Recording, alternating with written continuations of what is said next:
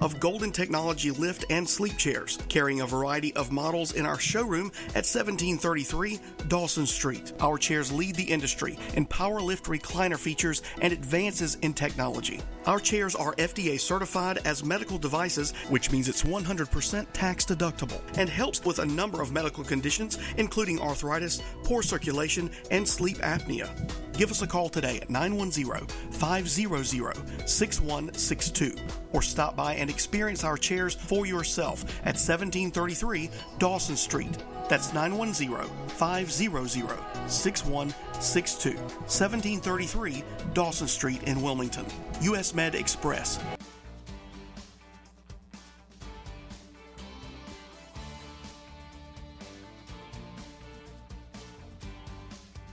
Hello, I'm Jeff Rivenbark with WWAY News. The House has voted to hold former White House Chief of Staff Mark Meadows in contempt of Congress after he ceased to cooperate with the January 6th committee investigating the Capitol insurrection.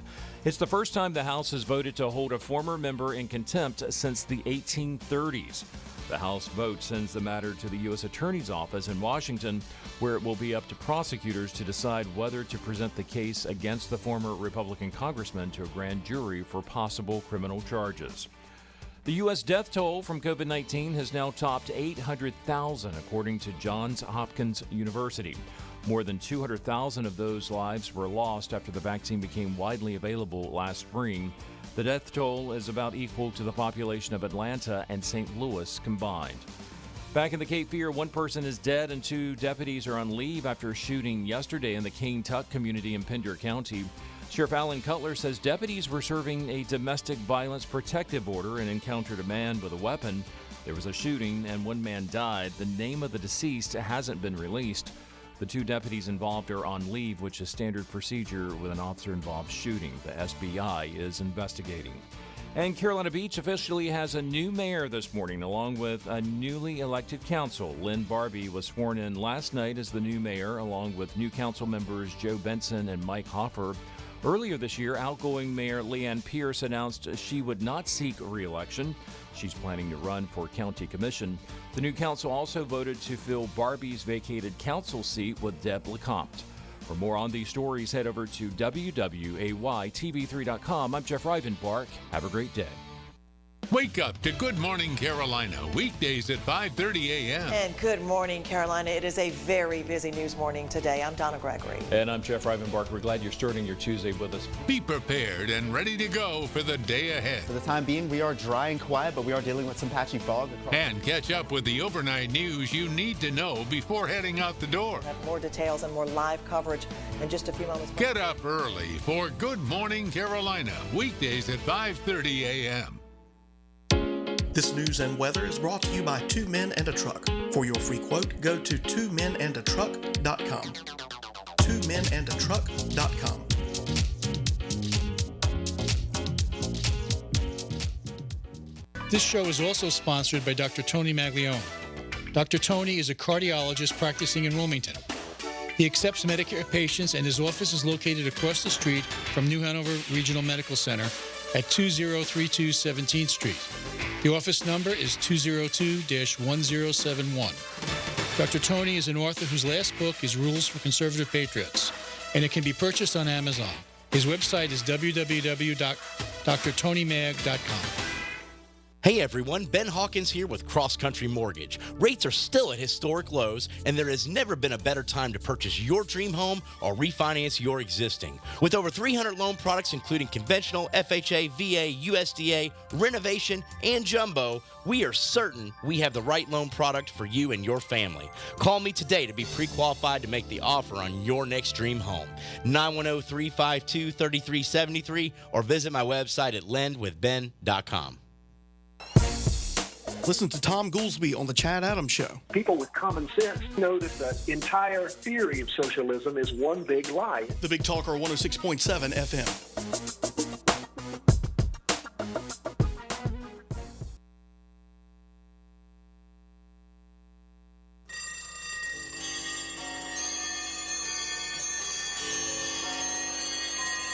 That's right, boys and girls. It's the morning time on the asylum. Rise and shine, boys and girls. It's time to get your day started. That's right. We're talking about your mental health here on the Asylum on the Big Talker Online. And of course, my guests this morning are MIA, and indisposed. So this morning, Wednesday, 7 o'clock in the morning, nice and chilly, breezy, cool.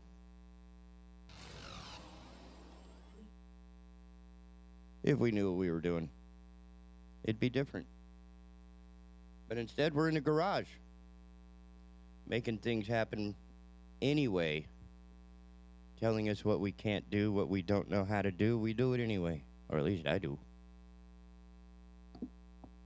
Had some good conversations yesterday with Mr. Goolsby. It's good to have smart people on the show. Did not know that in the event of an emergency, you must turn in your guns. Or at least that was the idea. Of course, I don't have one, so that's not really, it's a non-issue for me. But seeing as how everybody around me has a gun, I'm pretty good. None of them are mad at me, so I'm in good shape. And one of the most fun I've had in a news story recently was a guy trying to cut a catalytic converter off of a Prius. And the Prius landed on him and pretty much cut the dude in half. So who would think that a Prius would have a catalytic converter? I mean, anyway. This must be Sir Knight. Yes, sir. The first one to make it. We have Todd on the way. Apparently there was yet another surprise accident out here. Surprise accident? Well, surprise, there's an accident in the Surf City, Hampstead, Topsail, Holly Ridge area. I mean, surprise. This is new. This never happens out here. Wow. Yeah. That's terrible. Do we have any more info on it?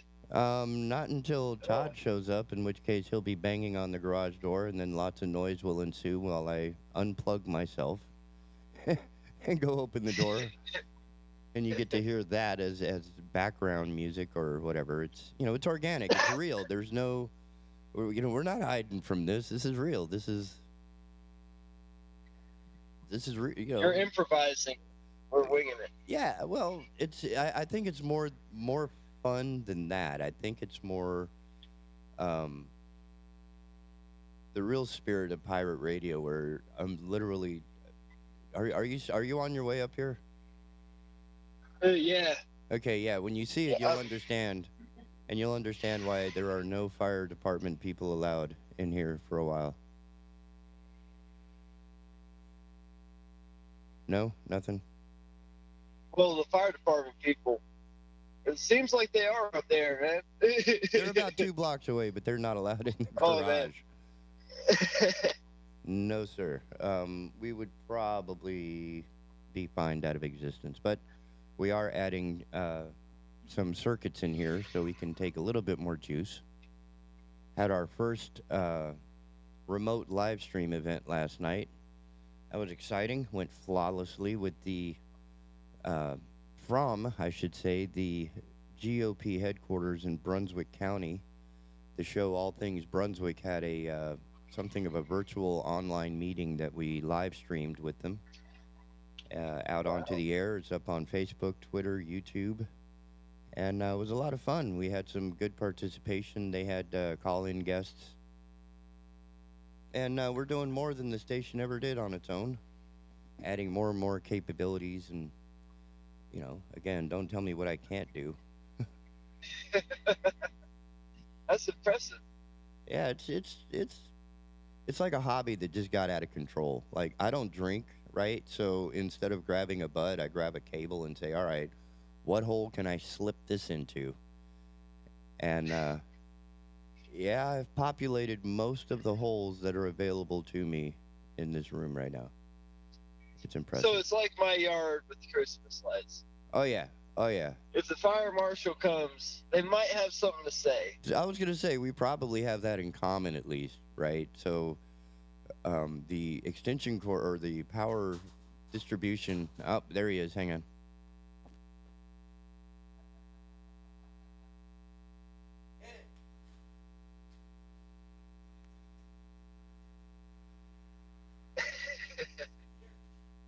Somebody's breaking in. See? There we go. How'd that sound? Christmas lights. No, Christmas lights don't bring. I mean, well, you have like battery-powered level lights, right? The lights we had were made out of glass that was as thick as a beer bottle. See, I remember like bubble lights, and they're hard to find now. Check. Good morning. Yeah, I guess you finally rolled in.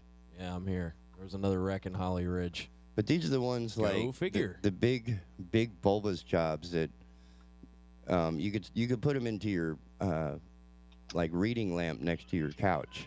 That's how big these things were. And they got hot enough to light your tree. Oh yeah, that's why they quit selling bubble lights. They were such a hazard. I remember you'd have to unplug those, man. Oh yeah. Yeah, everybody should be having LEDs on their Christmas tree this year, though. Oh God, those things are so nauseating. I don't know what happened, but it's like everybody who could get a hold of a RGB color controlling bullshit, like it's nauseating. Color changing. They're really crisp. They really pop. And the old lights, you know, they fade out so quickly. And old lights, I mean, one goes out, they all go out. Some of the newer LED lights, if one goes out, hey, that's great. It looks like you're missing a tooth. Yeah, that's how it is in the lighting. Well, you know, half the too. string goes out. You need to switch a fuse. Yeah. I'm just not good at that. But again, the experience as my childhood is when those lights came out, I was either getting hit by those lights or burned by those lights. So that's. Oh, I've got a couple marks for bubble lights. I mean, you see my cactus cam. That's the extent of my Christmas this year. So what happened here? This conference table's a little lonely this morning. Well, apparently Dustin got distracted. Listen, I've been swamped at work. It was it was a late night, later than I thought I'd have, and I overslept. And, I'm dragging behind this morning, and then after it's a good thing you're not making the donuts. Yeah. Oh yeah. Don't rely on me before noon. Don't rely before like afternoon. Oh yes, I follow through, and I try to follow through in the morning, but I'm just not a morning guy, man. Well, it sucks because we host a morning show. I know. That's what I'm getting used to. It's easy to kind of roll out of bed, put on some headphones, you know, and everybody thinks. Hey, I had to put pants on, okay? Yeah, me too. I just have to throw that out there. That was a lot of effort this morning to get, to get dressed. I got to give you guys props because you guys get up and make it happen and operate the soundboard. So if I just get on Babylon like a. You're rolling up here from Southport? Man, I'm not operating the soundboard. I'm at a conference table at the complete opposite side of the room. TK has put baby in the corner. Keep in mind the room is, 6 foot wide? It is. It is. But I mean, I can't even, wind up my arm to hit you with anything. I have this little corner that I have to squeeze in because I'm skinny and short as it is. Even though you had me move the table exactly back to where it was. I did. I had TK move the table because I wanted him to have room in the garage, man. It's not fair. And to be able to walk around. So I really wanted to wake up earlier and get out there before the show started. I had the best of intentions, guys. But Wilmington traffic and the road to hell is paved with the best of intentions. That is very true. Very true. But, alas, here I am in my car. Oh, don't wait for Dustin. Here I drive broken-hearted. Oh, wait, that's something else. What's going on in the world today, guys? Well, did you hear about that couple that was stealing mail? Oh, no. Is this in Wilmington? Well, they hit 2,000 people. They got arrested, I think, over the weekend. Are they package thieves or are they stealing mail? Letters? Letters. Because package thieves are a very big problem. There were a couple of packages in the collection, but it was primarily like paychecks and Christmas if you look cards. at the picture of these guys, it's a guy from Columbia, a guy and a girl from Gastonia. Columbia, South Carolina, or is he Columbia? That we have to offer. Yeah, I think South Carolina. I gotcha. But pretty much, they look like pirates. Like, I've heard of porch pirates. The porch pirates? Yeah, I heard. They look like they're fresh off the set with Johnny Depp. I mean, straight up. You look at this guy, he looks like he pretty much lays across barnacles with a knife in his mouth on his free time. He looks like a Calypso. They both look like meth taste testers. Yarg. Oh yeah. I mean, and they got busted. They got busted at a Walmart in South Carolina. Doing what? Throwing the mail. They were dumping it in the parking lot, weren't they? They didn't even make it to the trash can. They were just like dumping handfuls, like massive armloads of mail. And apparently they've been going through the mail and pulling out everybody's like Christmas card money. Seriously? Yeah. Yeah, those people. So please, watch out for those people because they're all over the city. Man, them Americans right there. I want to make these guys walk the plank. That should be their punishment. They should have to walk the plank. A long walk up a short pier. I know a lot of people that can take long walks off a short pier. Yeah. Well, there's a lot of thieves out here, man, and you gotta watch your mail. I mean, you gotta watch your catalytic converter. Yeah. You might squish a dude. It's not that had to look like a tub of toothpaste. Maker. Can you imagine that? The car lands on you, and like, if you were to do that to a tub of toothpaste, a little tube, how would you just, like, shoot out the end? If you were to drop a car on somebody, would that be... But I think that's just rewards. Terrible. Like, if you're up underneath my car and you're trying to get the catalytic converter off and it falls on you, I'm probably not going to cry. Kind of like those thieves who get stuck in the chimneys. Yeah. So. Or the dude who came crashing through the roof of the liquor store. I don't know if you saw that video online. It is hilarious. He lands on his back on the very top of the display, and he bends over backwards like some, what are those things, marmot? It's like a ferret with no backbone. Marmoset? Yeah, and he pops right up like nothing happened, and Yeah, that hurt. There's been a few of them who fell down the rafters. Yeah. You know, they get stuck inside. They're locked inside. Serves them right. You know, and a lot of people probably dislike when thieves are killed and hurt during stuff like that, but that's a hazard. That's why linemen get paid extra money. They deal with hazard. That's why firefighters should get paid very well because they deal with hazard. Like teachers. Even the teachers. I mean, if you want to talk to somebody who's in harm's way, man, the lag is killing. Especially, you know, considering what happened over at New Hanover County, at New Hanover High School. Are you talking about the shooting? The fight that turned into a shooting. I've seen the video. Have you guys seen the video for this? No, I've been trying to build a radio station. Well, I mean, it happened a couple of months ago before you were building the... No, I have been plotting this evil takeover for a while now. But no, I heard a lot about it, and I know people that went to that school at that time, and they were certainly not thrilled about the, hey, let's not have lunch break today. Well, it's the thing, I mean, this kid pulled a gun because of a fight. You know, it's not even one of those active shooter situations, so it really puts it into your mind, like how many kids might be carrying guns and they're not using them. Like, here it is. This guy had a pistol in his possession. He didn't bring it out when he first got to school, but, I mean, he pulled it out when he wanted to use it in a fight. So, in lies the question, should a teacher that's responsible be allowed to carry into school?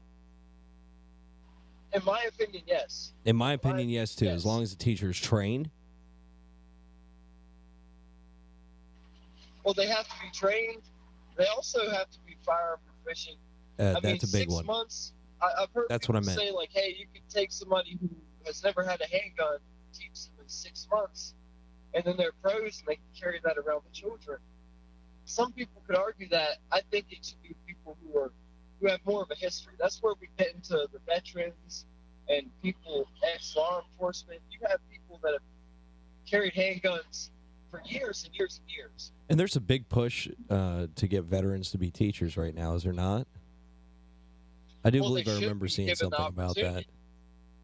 They should be given the opportunity, you know, and they are highly appreciated. I know some friends of mine, they're from the Marine Corps, they joined the school system, and they've really prospered.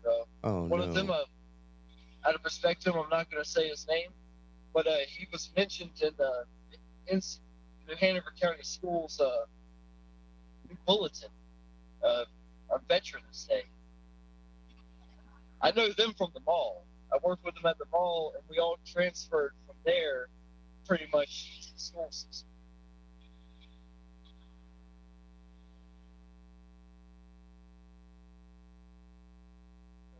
But apparently they've really helped a lot of the kids. So losing a fight at school is just incomprehensible anymore. Well, they're able to use a lot of their military history to communicate to the kids, tell them stories, especially hit that patriotic thing. You know, giving them solace about, you know, hey, this is America. And people have fought for this country. I'm one of those people. You know, they do exist. I mean, because I don't think a lot of kids really get to communicate with veterans. I think they should be able to communicate with people who have fought for the country. I mean, it's imperative that they get to meet people like that.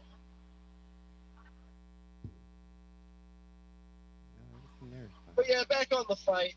Yeah, that some kids, man, they get scared they're gonna lose a fight, man. They pull a piece. That's scary that it happens in our high schools. Yeah, I can't imagine that happening in our high school. You would have been laughed at. Like, even if you had done whatever, you would have been, like, so embarrassed to ever appear near the school again. Oh, yeah. Because even people who lost, even people who got their ass handed to them were given more respect. Like, if you could lose the fight and at least get up and walk away, that was, you know, greater respect. I remember the dad off of Friday said it best. You know, win, you lose, you live to fight. Yeah. Like, too many people are afraid of getting Too many people are afraid of getting beat up. Yep. They're afraid of losing. They can't handle losing. You know, I've been in scraps and I've never pulled a piece. I've never pulled a weapon or anything. So I guess I could say I'm on some higher ground a little bit, but then again, I've never been faced with people with. Yeah, but then again, you know, considering most of my fights, I didn't have a handgun with me at the time. You know, especially in school. My parents are very responsible about firearms and stuff, and you know, I never had that option. I mean, I hate to say it, but I'm willing to bet that kid is not the only one carrying a handgun under the age 18 walking around in the high school. Well, you remember how it was, man. Some kids would have hunting rifles in their cars when we were in school. Oh, yeah. People, I remember. Oh, I remember. A lot of those kids would. Side. Yeah, a lot of those kids would wake up early. They would go hunting, and then they would go directly into school. Well, our high school, I remember that. They couldn't fit everybody in the parking lot, so they had that little dirt. Yeah, that's where I used to smoke cigarettes. Trees out in the woods, yeah. Oh, everybody used to sneak off to school and go smoke out there. Smoke and, you know, other stuff and everything. I remember I used to park out there with a Kia Sophia. And all these other guys got trucks. And I remember there was a back road that you could take, the trucks. and I took it with my Kia. Scratched that thing all up, man, all the trees. But I went mudding with my Kia Ceviche. Oh, yeah, I had to follow. Well, Dustin, I got some news for you. My favorite Fox News reporter is leaving this Sunday. Chris Wallace? He's not Chris Wallace, the bumbling fruit. Chris Wallace. He's not my favorite reporter. I hate that man. Well, I hope you never. I hope he takes his commie self over to some other network. Well, he's got his American glasses, News. and he's got his hair. And I give him credit for being, objective. I'll say he's objective, but it's like... Chris Wallace? Come on, man. He for him to leave Fox and then go to CNN, everybody knows. I hope he goes to CNN. I don't know where he's going. He's going to CNN. He's taking Como's spot. That's what happened here. Como, he got part of the busted. Trade of Chris. Oh yeah, he got busted. He lost lose a his Chris, spot. gain a Chris. That's how it works. It's like NFL where they're trading players, but they're just trading Chris's. One with, one without glasses. I got to tell you, man, if I was Trump and I was being interviewed by Chris Wallace and he said some of the crap that he said to me, I would reach across the table and I would smack that goofy look off of his face. I wouldn't even think twice about it. He did no vote for Todd. Same thing with Geraldo Rivera, man. I hate that guy. Okay, now that one's legitimate. Geraldo, give our position away to the troops, Rivera. Watching Dan Bongino take Geraldo out back and pelt him with a rubber hose on Fox News every other night is a joy. Like, to watch them argue and get mad at each other, it is a sight. Are you saying that Geraldo still has a gig? I think he still has a mustache. I don't know about a gig. The mustache, He keeps saying he's done, but he keeps showing up on Fox. Like, I mean, and I'll give him credit, man. I'm glad for him Fox to go doesn't on even Fox, work out here. Well, for him to go on Fox with his views, like, hey, I got to give him credit. He's offering that debate. Like, he's sticking to his guns. It doesn't matter what I think about them. Like, he chose to stick with Fox. You got people that they disagree just a little bit, and it's like, I got to go to CNN. We all know why he's doing it. Like he's thirsty for money. Who's the guy that looks like he's constantly being pumped with electrical shocks that went from Fox News over to CNN? His face. Yeah, no, it's the other one. It's the guy that looks like he's Shepherd's Pie, Shepard Smith. That creep show. Oh. I'm thinking you guys spend way too much time in front of the idiot box. Huh? I think that guy looks like the Goosebumps doll. Right? He does. He looks like the dummy from Goosebumps. Yes. As far as CNN goes, they got busted with the Como thing. Como lost a spot. There's a spot for grabs. Chris Wallace was thirsty because Tucker and Sean Hannity are whipping his tail. So he tucks tail and runs over to CNN thinking maybe he could take the objective stance. Okay, he could try. I mean, look at all these. I look at people who have been reasonable around that atmosphere, and they have just been slandered. And people slander them, like Tulsi Gabbard. Tulsi Gabbard's one of them. She should have been the Democratic choice. Like, that was a Democrat that Republicans would have voted for. And people told them that. But no, she was just too right-wing. She was just too to the right.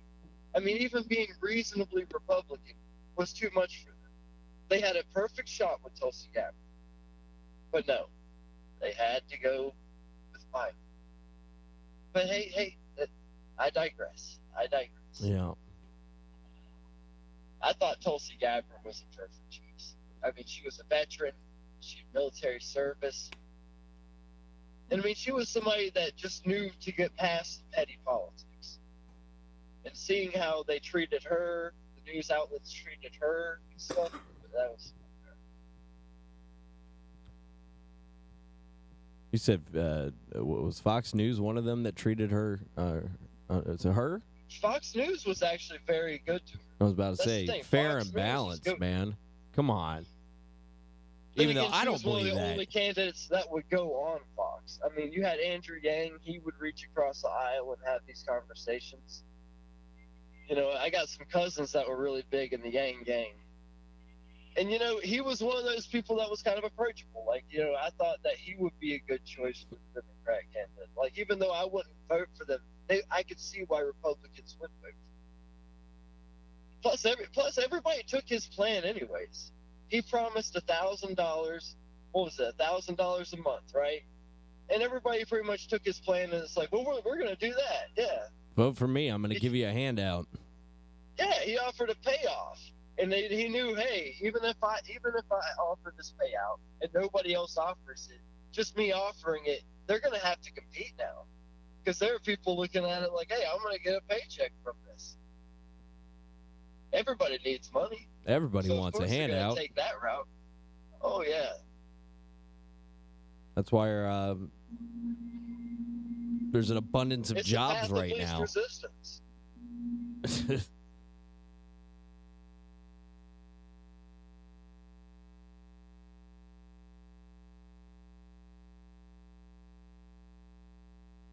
Well, with that lull, I guess this would be an early time for a break. I don't know. Yeah, great time for a break. Could be me. I don't know. Of course, we're going to start with some gentle music from the late 70s. Brad Delp.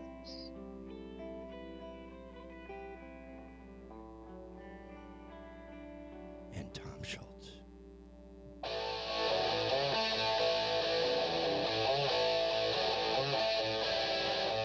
Oh, yeah!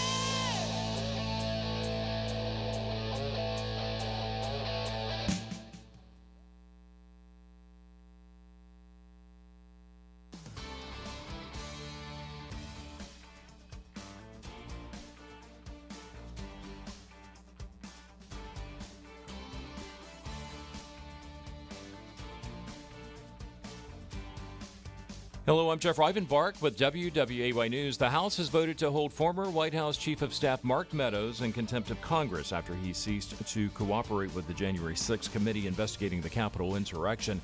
It's the first time the House has voted to hold a former member in contempt since the 1830s.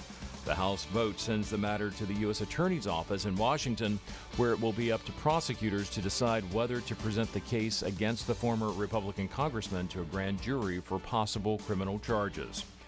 The U.S. death toll from COVID-19 has now topped 800,000, according to Johns Hopkins University.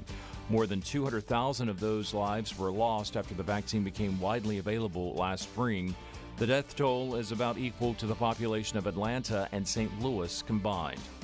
Back in the Cape Fear, one person is dead and two deputies are on leave after a shooting yesterday in the Cane Tuck community in Pender County. Sheriff Alan Cutler says deputies were serving a domestic violence protective order and encountered a man with a weapon. There was a shooting and one man died. The name of the deceased hasn't been released. The two deputies involved are on leave, which is standard procedure with an officer-involved shooting. The SBI is investigating. And Carolina Beach officially has a new mayor this morning, along with a newly elected council. Lynn Barbie was sworn in last night as the new mayor, along with new council members Joe Benson and Mike Hoffer. Earlier this year, outgoing Mayor Leanne Pierce announced she would not seek re-election. She's planning to run for county commission. The new council also voted to fill Barbie's vacated council seat with Deb Lecomte. For more on these stories, head over to WWAYTV3.com. I'm Jeff Rivenbark. Have a great day. Happy Wednesday, everybody. I'm WWAY meteorologist Ramel Carpenter with your Storm Track 3 forecast. We are looking pretty good heading into the afternoon hours today with lots of sunshine and above average temperatures. Getting into the middle and upper 60s for both coastal and inland communities. Heading into the overnight hours, though, temperatures are not going to be as chilly as they have been the past few nights as we fall down to the middle and upper 40s. Inland of the coast and closer to the coastline, we're dropping down to the lower 50s. Get your full forecast on WWAY and WWAYTV3.com. This news and weather is brought to you by Two Men and a Truck. For your free quote, go to twomenandatruck.com. twomenandatruck.com.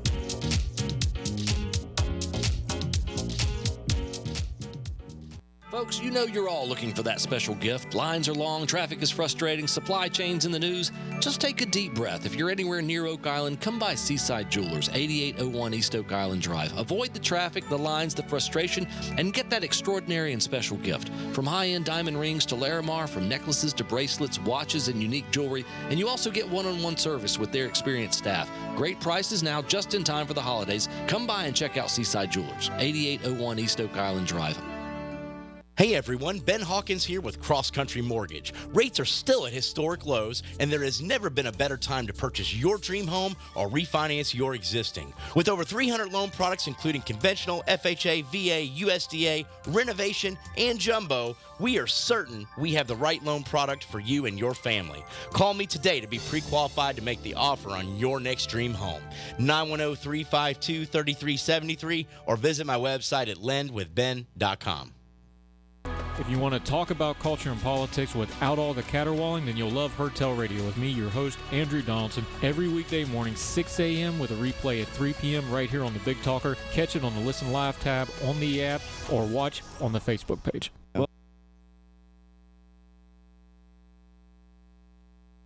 Good job. Hey, wow. Yeah, I don't know why my left ear is hotter than my right. I'll be fine. I'll be fine.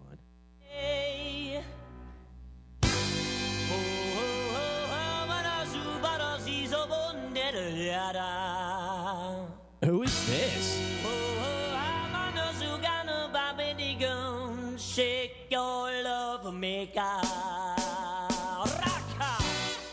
So, Dustin, you want to answer that question? Who's that? I don't know. Whoa. You called it last time. Same record. Same band. Cherry Poppin' Daddies from Zoot Suit Riots. Oh, man. That's a ding on Dustin right there. What year did that album come out? Oh, man. That's my question. That's 90. 98, 99? So that was 90s. It sounds like 80s to me. No, I mean, well, the compositions are from the 40s. And this takes me back to a Christmas story. I can't remember how old I was. I think it was like 8 or 9. But we'd go to my grandparents' house for Christmas. And one Christmas, and we'd open up family presents the night before on Christmas. And I remember I opened one, and it was a Walkman. And they gave me 2 cassettes with it. And one was Now, that's what I call music, the first Now cassette. And this cassette had Cherry Poppin' Daddies, it had Flagpole Sita. Harvey Danger, man. Harvey Danger. Oh, yeah. It had Lenny Kravitz, I Want to Get Away. You know, it had all the classics, man. It had some really good. Now, granted, there was one song by the Backstreet Boys that you just had to skip over. That was money. I was rebel then. You know. They paid extra for that. I remember that Christmas present like it was yesterday. And I used to listen to it. The other cassette was a Montel Jordan cassette. This is how we do it. And that's a good question for the audience, too. What was your first album? TK, what was your first album? That I purchased? Like actual record Either I purchased or, would have man. been Rush Exit Stage Left. Exit Stage Left, the live album. Yeah. Wow. So your first album was a live album. But I had been buying 45s, right? Because 45s were still a thing when I was a kid. So I had like the old R&B records, like Sitting on My La La, Waiting for My Ya Ya. What? Going way back to the mid-'60s of R&B, early mid-'60s of R&B. And you could buy these records for like a quarter at the Five and Dime or the corner drugstore all day long. And all the hits were coming out. Like the B-sides of that's how I discovered the whole Queen, We Are the Champions being the B-side. I've never been a big Queen fan. I've got to be completely honest with you. I was raised, my father listened to Queen all the time. I was practically raised on the Highlander soundtrack. Ha! Yeah, so there was a record that came out long before that called Fight from the Inside that was, or the record that had Fight from the Inside on it, News of the World, which was an amazing record. And the stuff that Brian May was doing on that record with Freddie was mind-bending for somebody who'd been listening to Zappa and Steve Howe and all these other players, that suddenly here comes Brian May with Freddie, and it's just a whole different sound. Brian May sucks. Changed my mind. Wow. Man, I'm not touching it. Yeah, I mean, I tell you what, if I can ever get him on the phone, I'll put his PhD against your stupidity any day. I'm not touching him. He's got a PhD in astrophysics. I mean, I would just want to talk to him about orbital mechanics and, of course, the use of diminished runs in the 9 chord. Those are the types of things I would chat with him about. I would chat with him about why Queen sucked. And that's why you're single. Well, single and ready to mingle. Uh-huh. I don't know. Honestly, I mean, if we're talking Freddie Mercury. Yeah, well, pretty there much was I would no ask other him what he thinks about the monarch. Like, when you named yourself after Queen, like British. I don't think he was knighted. He might have been knighted. I don't know. I'm gonna have to check it out. Well, keep in mind the whole band was British, so if Queen was still around today, they would be the forerunners of the woke movement. Wow. I don't know, man. If they were around today, they would probably be almost like the Rolling Stones. That's one thing. Like, they should be where the Rolling Stones are today. That is one band I think is highly overrated, is the Rolling Stones. I think Mick Jagger sounds like a screaming teenager. Dude, people could call and change my mind on that. You know, if you want to dog on Queen, I'll kick the Rolling Stones. I'll kick the Rolling Stones too. I do like. There's a lot of Rolling Stones songs I like. As far as Rolling Stones albums, I can't really say that. But you guys don't remember, man, when these records were dropping, there was no Rolling Stones Let It Bleed before Rolling Stones Let It Bleed dropped, right? So there was no Rolling Stones prior to what you guys heard. It's almost like, your youth is your own detriment, where when I grew up, I had to wait for a record to come out. I remember life before News of the World. We still have to wait for records to come out, T. No, the entire Queen library is already out. Well, it's not like you're going to discover Queen. Yeah. It's not like you're going to. So you're already burnt out on a band you don't even know. Like the Rolling Stones, if you could go back and listen to each record on its own as if it were being dropped that day, you would hear sounds that were not in the market. They were not on the air anywhere on the planet. And the Rolling Stones today is not the same Rolling Stones, obviously, from 60 years ago. Right? So these cats have, in my opinion, the band is fantastic, but they should have stopped touring, 5 pounds of cocaine ago. Well, yeah, you look at, there's bands like Rolling Stones that are still touring, and then there's bands that I really want to see. I'll never be able to see, like Led Zeppelin. Right. Pink Floyd. Zeppelin could still tour. Kind of. Yeah. But it wouldn't, the playability, when I saw Yes play both times, Steve Howe was beyond his peak and Trevor Rabin was really filling in the gap. So it wasn't the same Yes. It was a phenomenal concert. But, Roundabout and You and I and those tunes did not sound the same. Only because, it's a new generation. You saw Yes? Yeah. Owner of a Lonely Heart? Yeah. In fact, that was the tour that I saw with Trevor Rabin, was like, okay, this band needs to just either pass the torch or retire. What was the name of the album? It was 90125. 90125. And the record from that tour is 9012 Live. And the only reason why I got that number is they couldn't think of a title, but the album's space in the catalog was already reserved, and that number was 90125. So the album is named for its catalog number in the... Oh, crap, I forgot who recorded him. It's not EMI, and but... Freddie Mercury, he kept a lot of his stuff private. I don't think he would be out there ranting about politics. Oh, I do. And I sure, do. I don't it's think not he like would. Bowie. I don't think he would. Keith Richards wants to come out and, that burnt out rubber mouth guy wants to come out and talk politics, and nobody wants to listen to Keith that Richards guy. is talking politics? Yes, I've heard him try to talk politics. Oh, my God. Let me tell you. Every celebrity yeah, that's like listening that. to a bum talk about the economy. Well, it's like listening to us talk about politics. Right? I mean, if you really want somebody with an understanding of politics, you need somebody like, Oh yeah, I don't know, want the Mr. rich Goolsby, guy. for Christ's sake. Somebody who's been in Yeah. those halls and done that work. We're just idiots that, scrape a living off the ground. And that's the same with him. I mean, he's not in the business, so if any celebrity says anything political, it's like, you're less informed. Especially when it's a British guy talking about it. That makes it even funnier. That's It's like, why I got on Star Trek the other week when you got Jean-Luc Picard attacking Republicans. Dude, you're English. Go away. But that's all. Keep in mind, Yeah, their man. entire You've been industry is bald entertaining. since the 70s, bro. The Like, Republicans everybody stand against everything that Star Trek is representing. We're working for. Somebody needs to phaser him, man. Man, I Wake like him. up. I think he's a great actor. I just think he's a piece of crap. Well, same I thing with the remember that Dixie movie. Chicks. I mean, There was a movie that he was in the 80s, and it's a really underrated movie, but it's called Gunman. It has Mario Van Peebles, and it has Christopher Lambert, the Highlander himself. I can't. I can. Cross-eyed Oh, dude.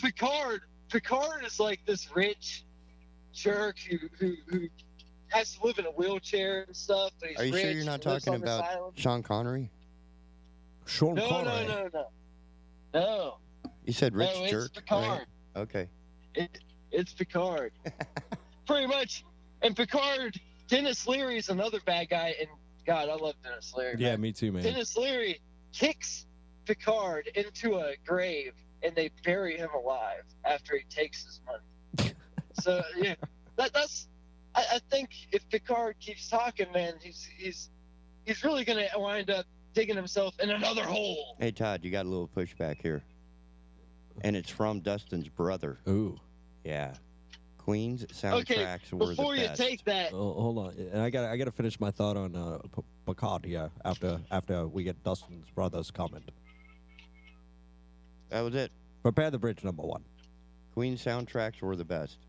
It was certainly better than that video that Phil Collins put out called Tarzan by Disney. No, that album was a masterpiece, and I'll tell you what other album was a that Disney masterpiece. record by yeah, Collins? yeah. Oh my It's god, fire. Phil Collins is the man. I mean, that All is right. like And I'll one tell of you the no- softest. Another soundtrack album I'll put over Queen's is the Princess Bride soundtrack that was written by Mark Knopfler from Dire Straits. Mark Knopfler is the Yeah, that's man. a great record. You want to talk about a good guitar player? Mark Knopfler makes Brian May look like a choir boy. Wow, I think you mixed metaphors there. All right, so back to this whole Star Trek thing. Have you seen the newest season, or the last season? The newest season hasn't come out yet. Have you seen Picard? It's it's the new series that they came out with last year. Sorry, I've been working on a radio station. Okay, well, the only reason that Jean-Luc Picard would even film this show is if they made it anti-Trump. It's going to mirror what's going on in American politics right now. so he set up his political Yeah. contract practically. He's trying to like, hey, it impress has his to 30-year-old maintain this girlfriend line. is what he's trying to do. She's a leftist. She wants to see me play Picard one more time.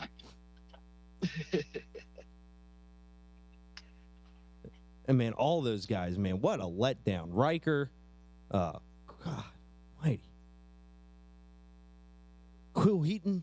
Never meet your heroes. Yeah, don't Except for Dwight Schultz. Dwight Schultz guy is the from only A-Team. one. The guy from A-Team. Dwight Schultz. He's carrying the line. Dwight Schultz is Oh, the yeah. only Republican he the cast member explosive in guy? Star Trek. Yeah, he was Murdoch, wasn't he? Yeah, is that him? Howlin' Mad Murdoch. Yep. Okay. Yeah, that's a fun character. Keep fighting the good fight, Mr. Schultz, Yes, sir. wherever Yes, sir. you are. Keep howling.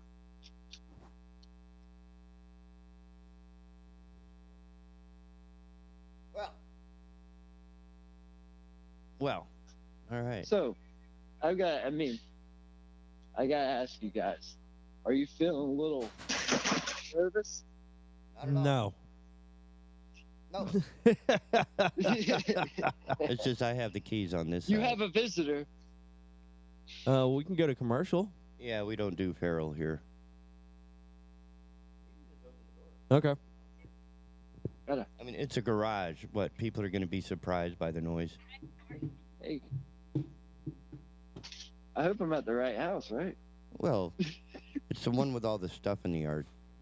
I have a small fleet. Oh my God, I'm at the wrong house. Yeah, duck and get in here because it's fucking cold out there. Well, I did that. Yes, I did that. I'm sorry. But it is very, very cold outside, and all I have is a massive, 20-foot wide garage door that takes all the heat out of here instantly. So that was the sound of the garage door. Live in the studio, we have Dustin. He's still working on it. He's here. He's still trying to fit through the small passageway that's been carved out.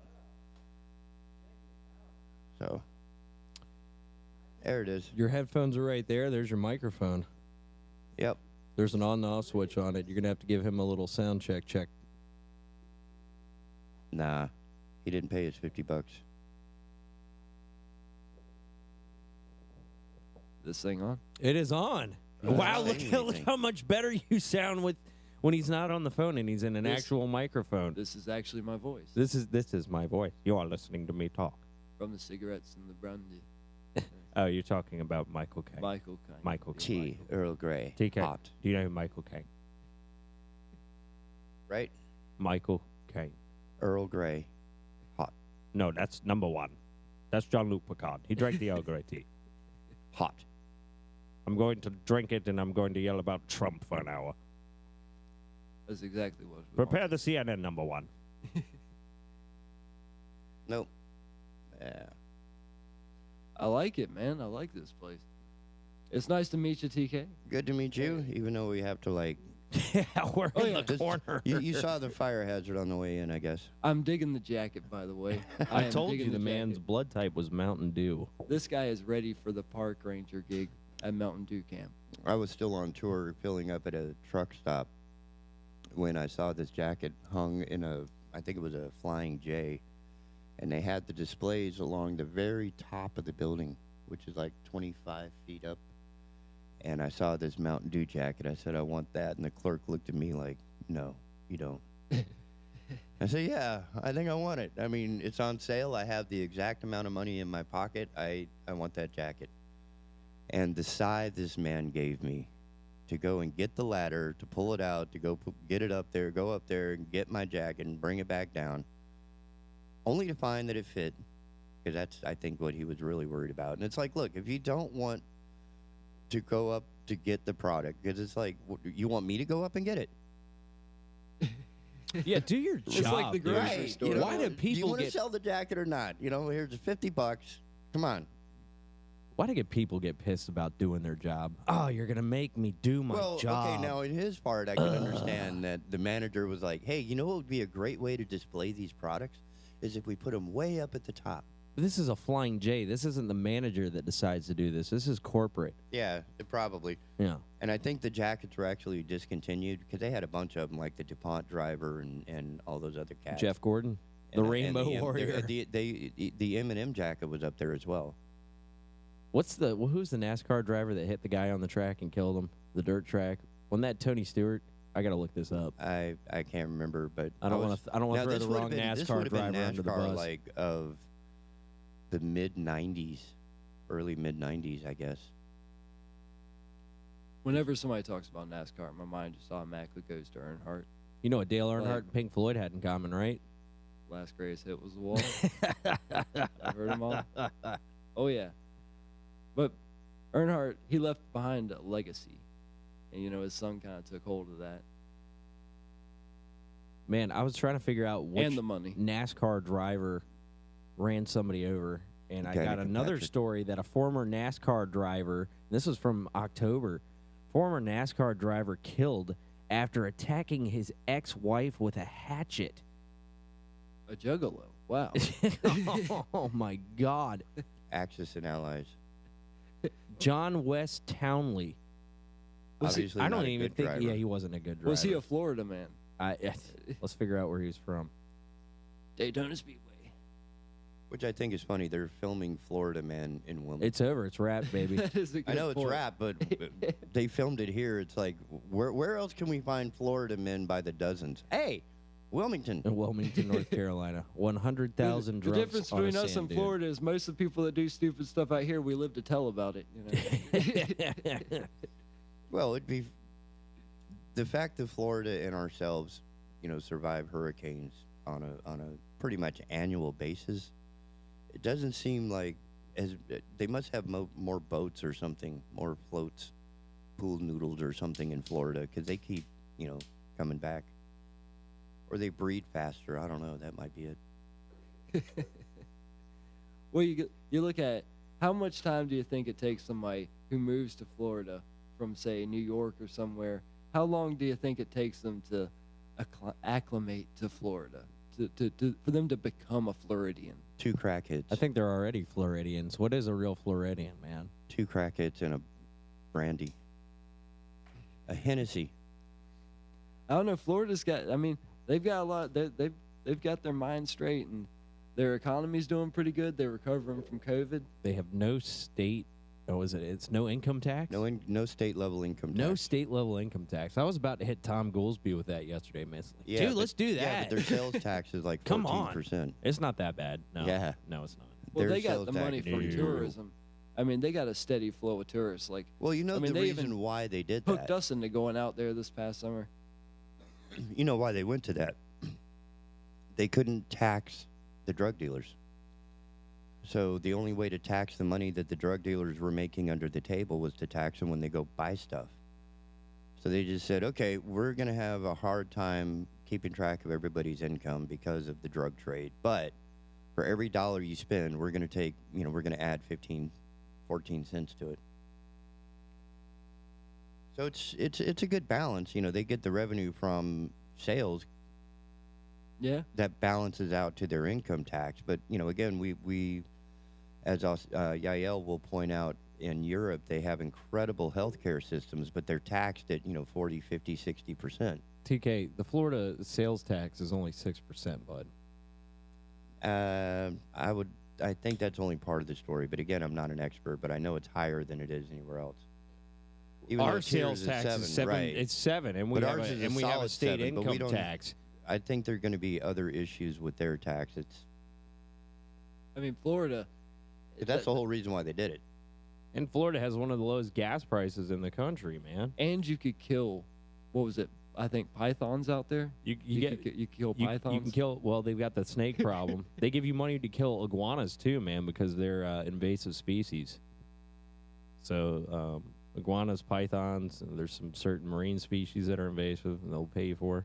Like, I remember some of those shows where it had the people hunting gators. What was it, swamp people and stuff? Man. Oh, yeah. I thought that was Louisiana. The guy from the bayou. You come down here, you're going to die. It was Louisiana. But in Florida, I think they do the same thing where you could hunt that stuff. Because anything invasive.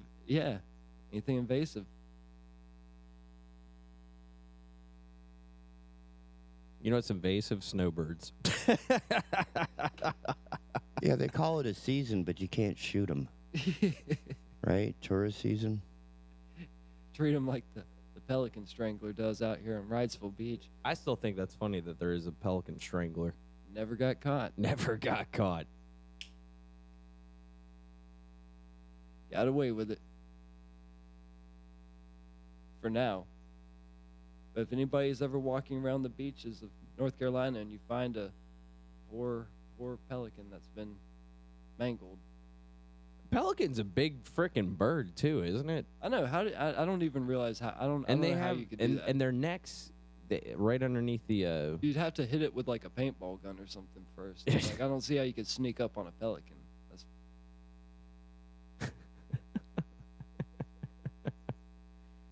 Nope. We got them everywhere. Yeah.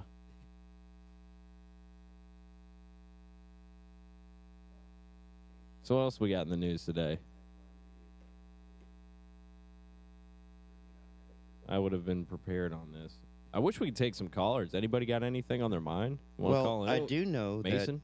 that in Todd's case, he needs to read this story from NPR. If you need to break up with someone, baboons have found a good way to do it. What? You rip their face We've off. all had to deal with breakups, right? Yeah. With close Yeah. friends, romantic partners, whatever. But breakups aren't a uniquely human phenomenon. Our primate cousins do it too. For example, as Robert Seyfarth, I don't know if I'm saying that right, Seyfarth, the primatologist at the University of Pennsylvania, says there are a number of ways a breakup can go down in a group of primates. We have known for years that primate groups like baboons and other African monkeys and chimpanzees and gorillas, that they grow in size. And at a certain point, they may split apart. And I guess they don't mean the monkey himself, right? Because the gorilla is going to grow in size, but it's not going to split apart. The question was, how did they decide who goes with whom? Are they banding together with a tight little group of kin and splitting off in that group? Or is there some despot that is determining what they're doing? Come up with an answer. Groups of baboons seem to split into two smaller groups in a cooperative way rather than at the whims of a tyrannical baboon. As in the human world, these breakups can take months or years. The Biden baboon. Just, Bumbling Biden baboon. The baboons have breakups better than we do. Bo Biden bumbling baboon. And that's something we would study at the University of Pennsylvania. So if you want to get a degree in primatology, you get to study the banging habits of baboons. That's where I'm your gonna pass. money That's goes. a big pass on that one. I bet it pays better than, I don't not make money running sound, but it's a lot of work. I mean, here you just get to watch baboons. Right? I mean... Now you go for it, bud. And baboons, And it's a perfect job for a vegan. Ren and Stimpy picked on baboons. And We how don't have a dog. We have a baboon, though. How dangerous those animals are. Like, we went to the zoo, and my dad has this ability to piss off any animal and make them irate and angry. Like, he had the goats almost jumping over Throwing the coffee fence. on them will do that. He'd snort at the hogs and warthogs, and they'd snort back and try hitting the fence. But the baboons, that was always a sight to behold. They were the most angriest animal. My dad would just look at them, and he taught me how to do it. You just look them in the eye, and they get eventually so angry, and they look at the other ones like, look at them. Because they're territorial, man. Oh man, they flash those teeth, start screaming and stuff. At any point, did you jump in the cage with the gorillas and see what happened? Harambe! Sorry. No, I was too busy getting my picture taken with the Ligers. Oh, yeah. With Doc Antle over there, yeah. No, we had naked mole rats in our zoo. That was the that and prairie dogs, right? But a zoo in the desert really can't hold on to a tiger. There's just no shade. Last time I tried to go to a zoo, my ex tried to leave me there because she said that's where I belonged. And you got mad? That was funny. I thought so.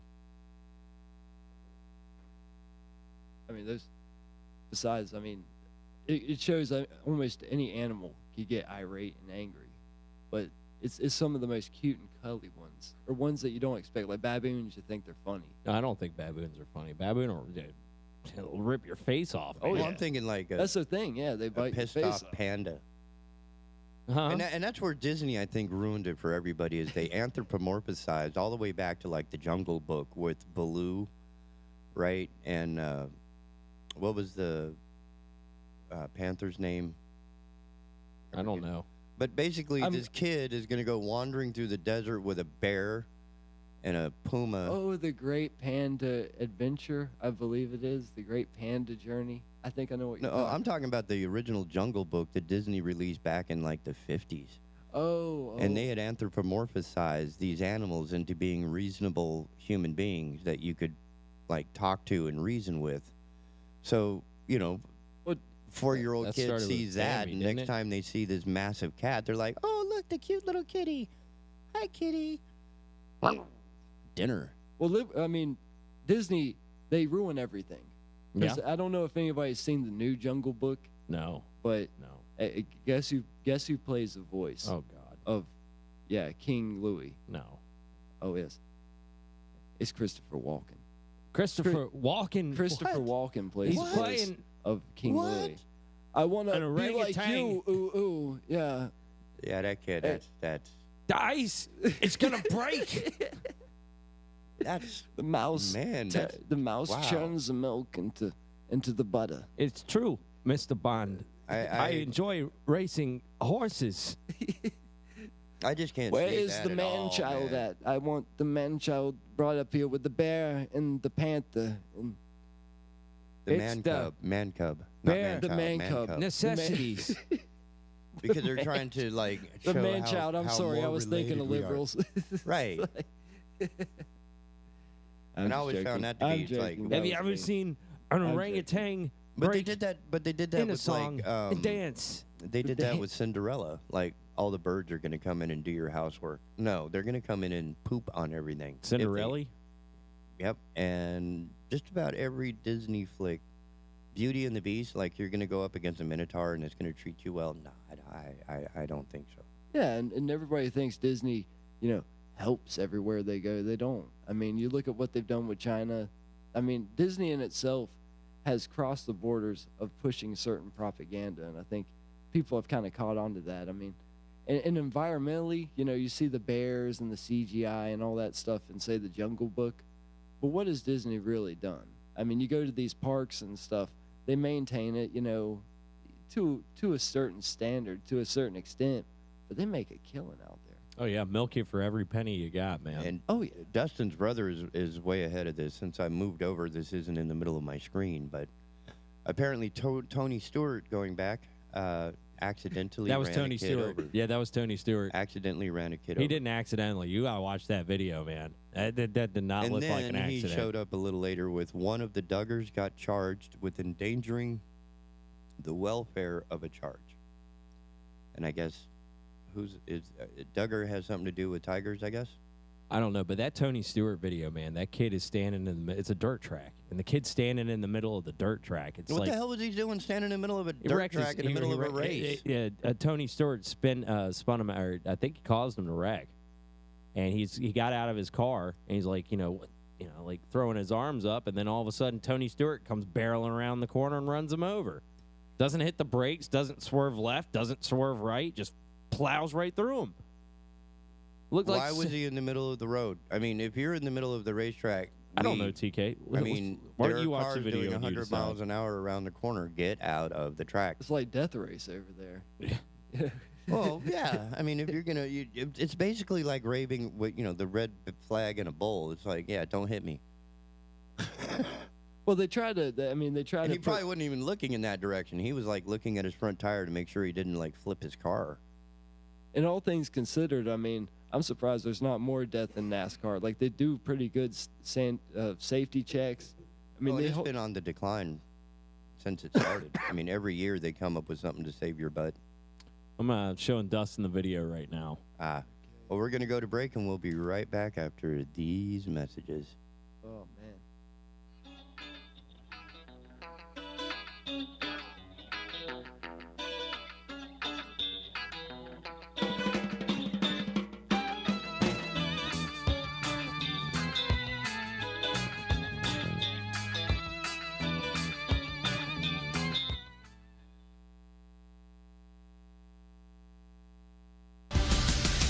Keeping Wilmington informed. The Big Talker 106.7 FM WFBT, Carolina Beach. Hey everyone, Ben Hawkins here with Cross Country Mortgage. Rates are still at historic lows, and there has never been a better time to purchase your dream home or refinance your existing. With over 300 loan products including conventional, FHA, VA, USDA, renovation, and jumbo, we are certain we have the right loan product for you and your family. Call me today to be pre-qualified to make the offer on your next dream home. 910-352-3373 or visit my website at lendwithben.com.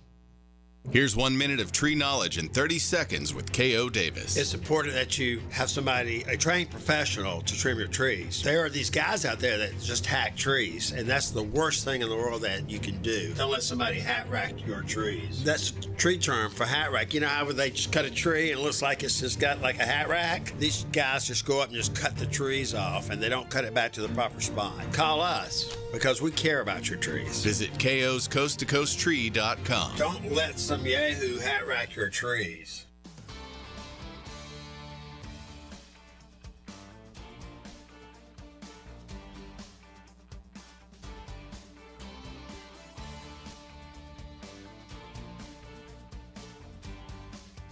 Hello, I'm Jeff Rivenbark with WWAY News. The House has voted to hold former White House Chief of Staff Mark Meadows in contempt of Congress after he ceased to cooperate with the January 6th committee investigating the Capitol insurrection.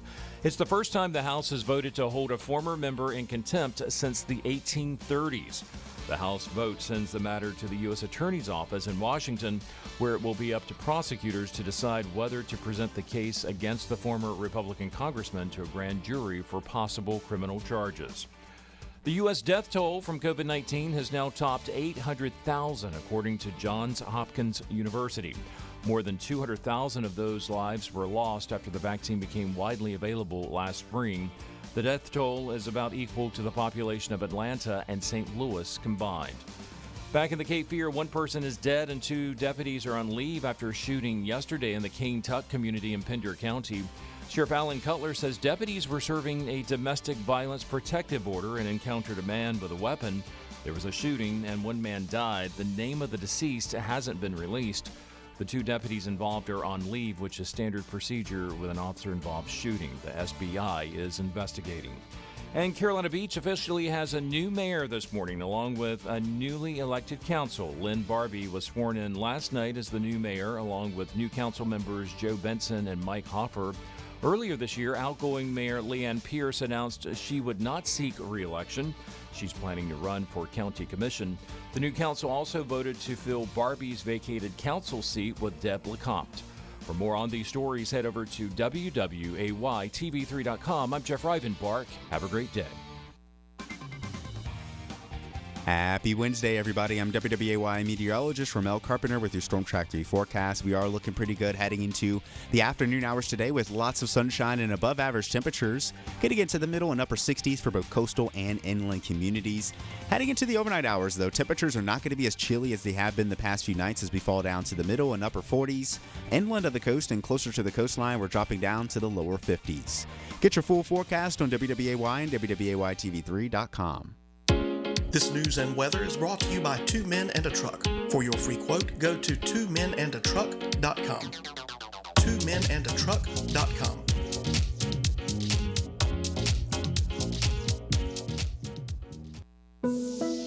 When you purchase a Golden Technology lift and sleep chair from US Med Express at 1733 Dawson Street, you get the benefit of a lift assist chair, a recliner, a memory button chair, a zero gravity chair, a Trendelenburg device, and a sleep chair, all in one of the most comfortable pieces of furniture you have ever experienced. Our chairs lead the industry in power lift recliner features and advances in technology. Our chairs are FDA certified as medical devices, which means it's 100% tax deductible, and helps with a number of medical conditions, including arthritis, poor circulation, and sleep apnea.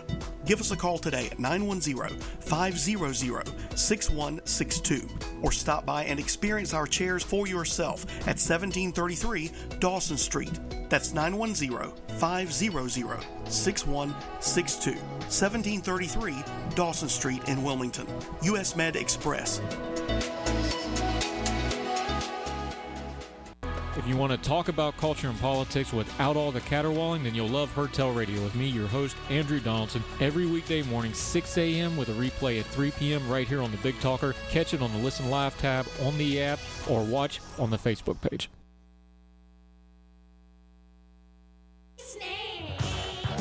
Late at night is when they come out. Baby snakes. Sure you know what I'm talking about. That's right, we're back on the asylum on the Big Talker Online with Mr. Synister. Mr. Synister. Sir Knight. Right here. And Turbo. Turbo is still working on coffee. In fact, I think I'm going to go make more coffee because these guys haven't had any coffee yet either. Yeah, so I went Somebody's to go get drinking coffee this water. morning, and it's I guess the machine ran out because I'm drinking a cup of hot water. You know, that wouldn't happen with robots. No, it wouldn't. Yeah. That wouldn't happen with robots. And these people want $13 to $15 to whatever dollars an hour to F up my coffee. Come on. But, buddy, that's part of the Come on, man. Come on, man. Come on, man. Oh, people thought we were crazy talking about gas prices. I mean, just look at those. Yeah, happy holidays from your local government. Yeah, tell me about it. But the coffee that you got, man, you said it's watered down? It's very watered down. Oh, man. It's watered down like Joe Biden. Now you just got to wonder if they did that personally. And by the way, I sit on the stand, and it get hot. I got I got hairy legs. Words from our president. That turn. Oh, such a genius. Blonde in the sun, and the kids used to come up. Listen to the words. And rub my leg down. Wouldn't you buy a gold coin with that guy's face on it? Come back up again. They look at it. So I learned about roaches. I learned about kids jumping on my lap, and I love kids jumping on my lap. Yeah, let's put him on a $20 bill. And that guy beat Tulsi Gabbard. I'll never believe it. I'm surprised there hasn't been like a counterculture on, like guys like George Washington. Oh, well, the future holds many things, man. I mean, like... I hate to keep going on Tiger Thomas King. Jefferson. I hate to keep going on Tiger King, but it just goes to show, like, anybody that gets put in the public light, like, if people have enough time and vitriol for that person, you could piece together enough evidence to make that person look terrible. Oh, yeah. I mean, especially you're getting to the day and age with deep fakes. You know what a deep fake is? Oh, yeah. You could could make anybody look like they're going to say anything, Mm-hmm. And imagine as that technology evolves, like it's going to get to the point in the future where if you want to set somebody up for a crime, you deep fake it. Yeah. Then you have to get some... Oof.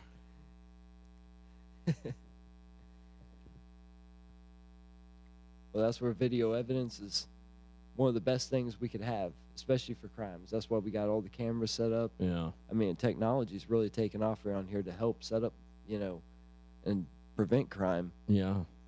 But, I mean, these people stealing the mail and they got it mostly from York County, right? But, I mean, they went all over North Carolina. And anybody that has a mailbox, and these guys just flip it open, take your stuff. I mean, it's as simple as that. Like, we think nobody's going to go out there like, oh, because it's a federal offense. It's a federal offense if they get caught. Oh, yeah. Good luck with that. I mean, I remember growing up, you hit mailboxes. How many of us have struck mailboxes before in our younger years? The thing is with the package thieves, man, is we're getting in the day and age where more people are getting doorbells with cameras on them. Or they'll have cameras, they'll have a camera outside their house or whatever. So you're probably going to get caught. There's a good chance of it. There's a good chance. But like you said, no, there's just no... The criminals have not made an industry yet where they could do the deep fake technology. Oh, no. Where it's able to get past, like, when police are able to look at the film and everything. But they've made card skimmers, man, and that's it. Have you ever been the victim of a card skimmer?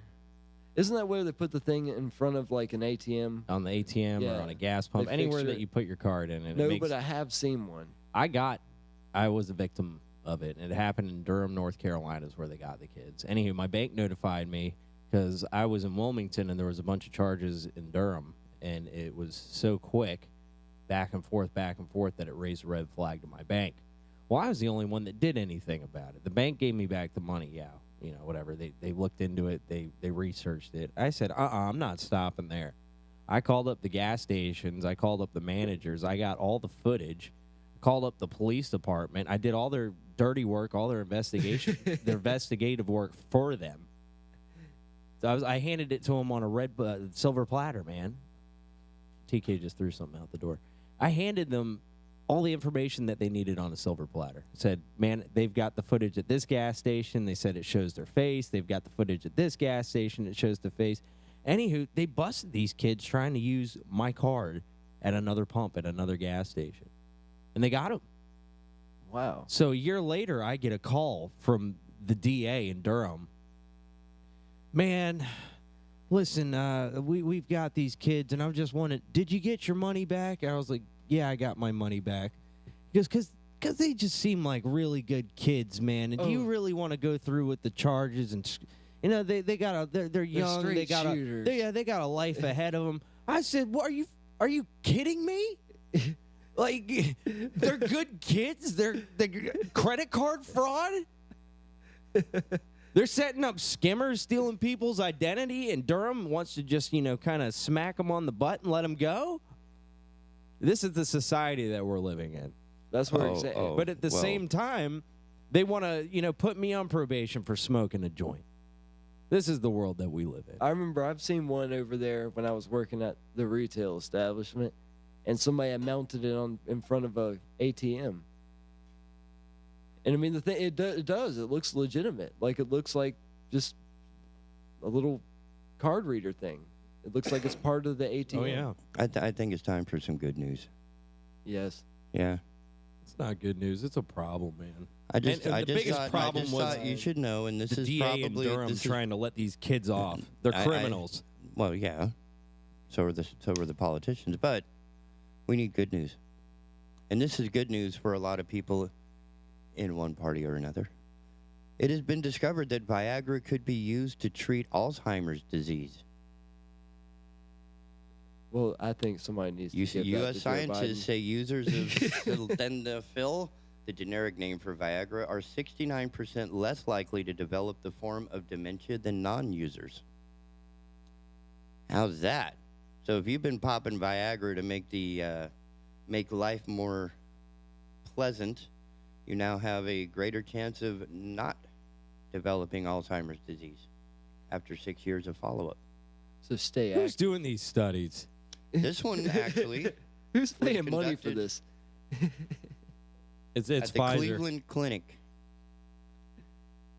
The Cleveland. Yep, they use a large gene mapping network and integrated genetic and other data to determine which of more than 1,600 FDA-approved drugs could be an effective treatment for Alzheimer's.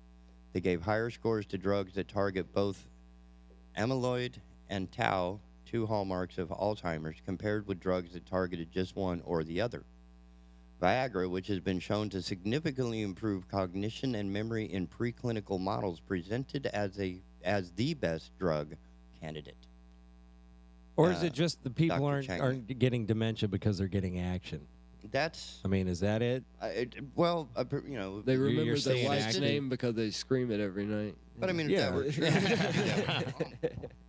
But a little blue happiness for you. But at the same time, they say the second that you stop moving is when you die.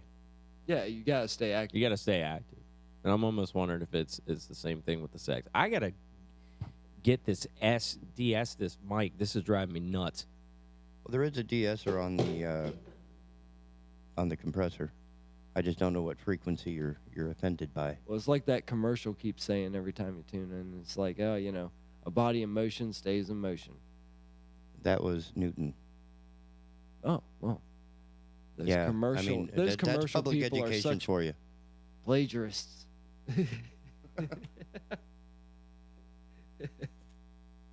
Like, I think, therefore I am. Anybody remember who came up with that one? Oh, do tell. Oh, not even a guess. No, Is that Einstein? It was not Peter Griffin from Family Guy. It was not. Wherever you go, there you are. Philip J. Fry. Oh, shut up and take my money. Right. No. I think, therefore I am came from Rene Descartes. Y'all need to do some reading, man. Nah. Because that entire essay is an absolute joy of deconstruction of the human mindset.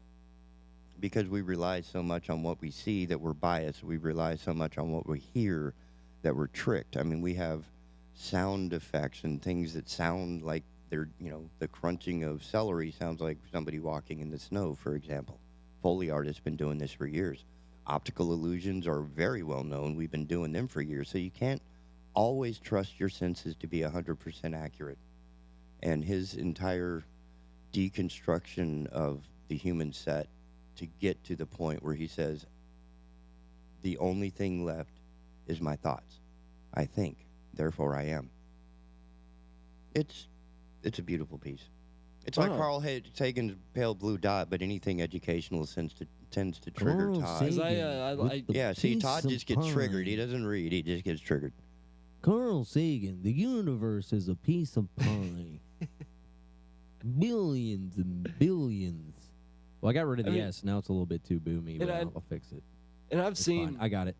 A whole bunch of these, you don't... I've watched all these things, these Earth documentaries and stuff. Trying to tell me how to eat. You just put the S back in there. No, it's gone.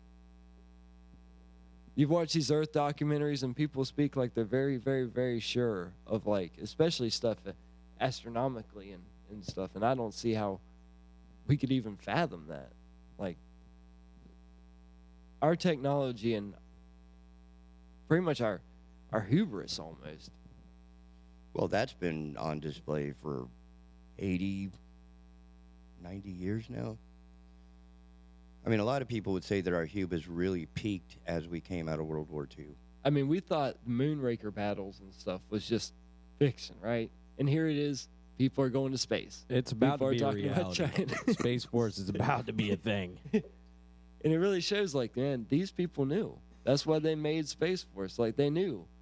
China's getting ready to go up. We have private industry that's going up there. I mean, like I said, Strahan just went over there over the weekend, I believe it was. Shot up into space. Now, granted, they just go up there for a couple minutes and come down. But still, what's to stop them in the future from doing tours, a space hotel?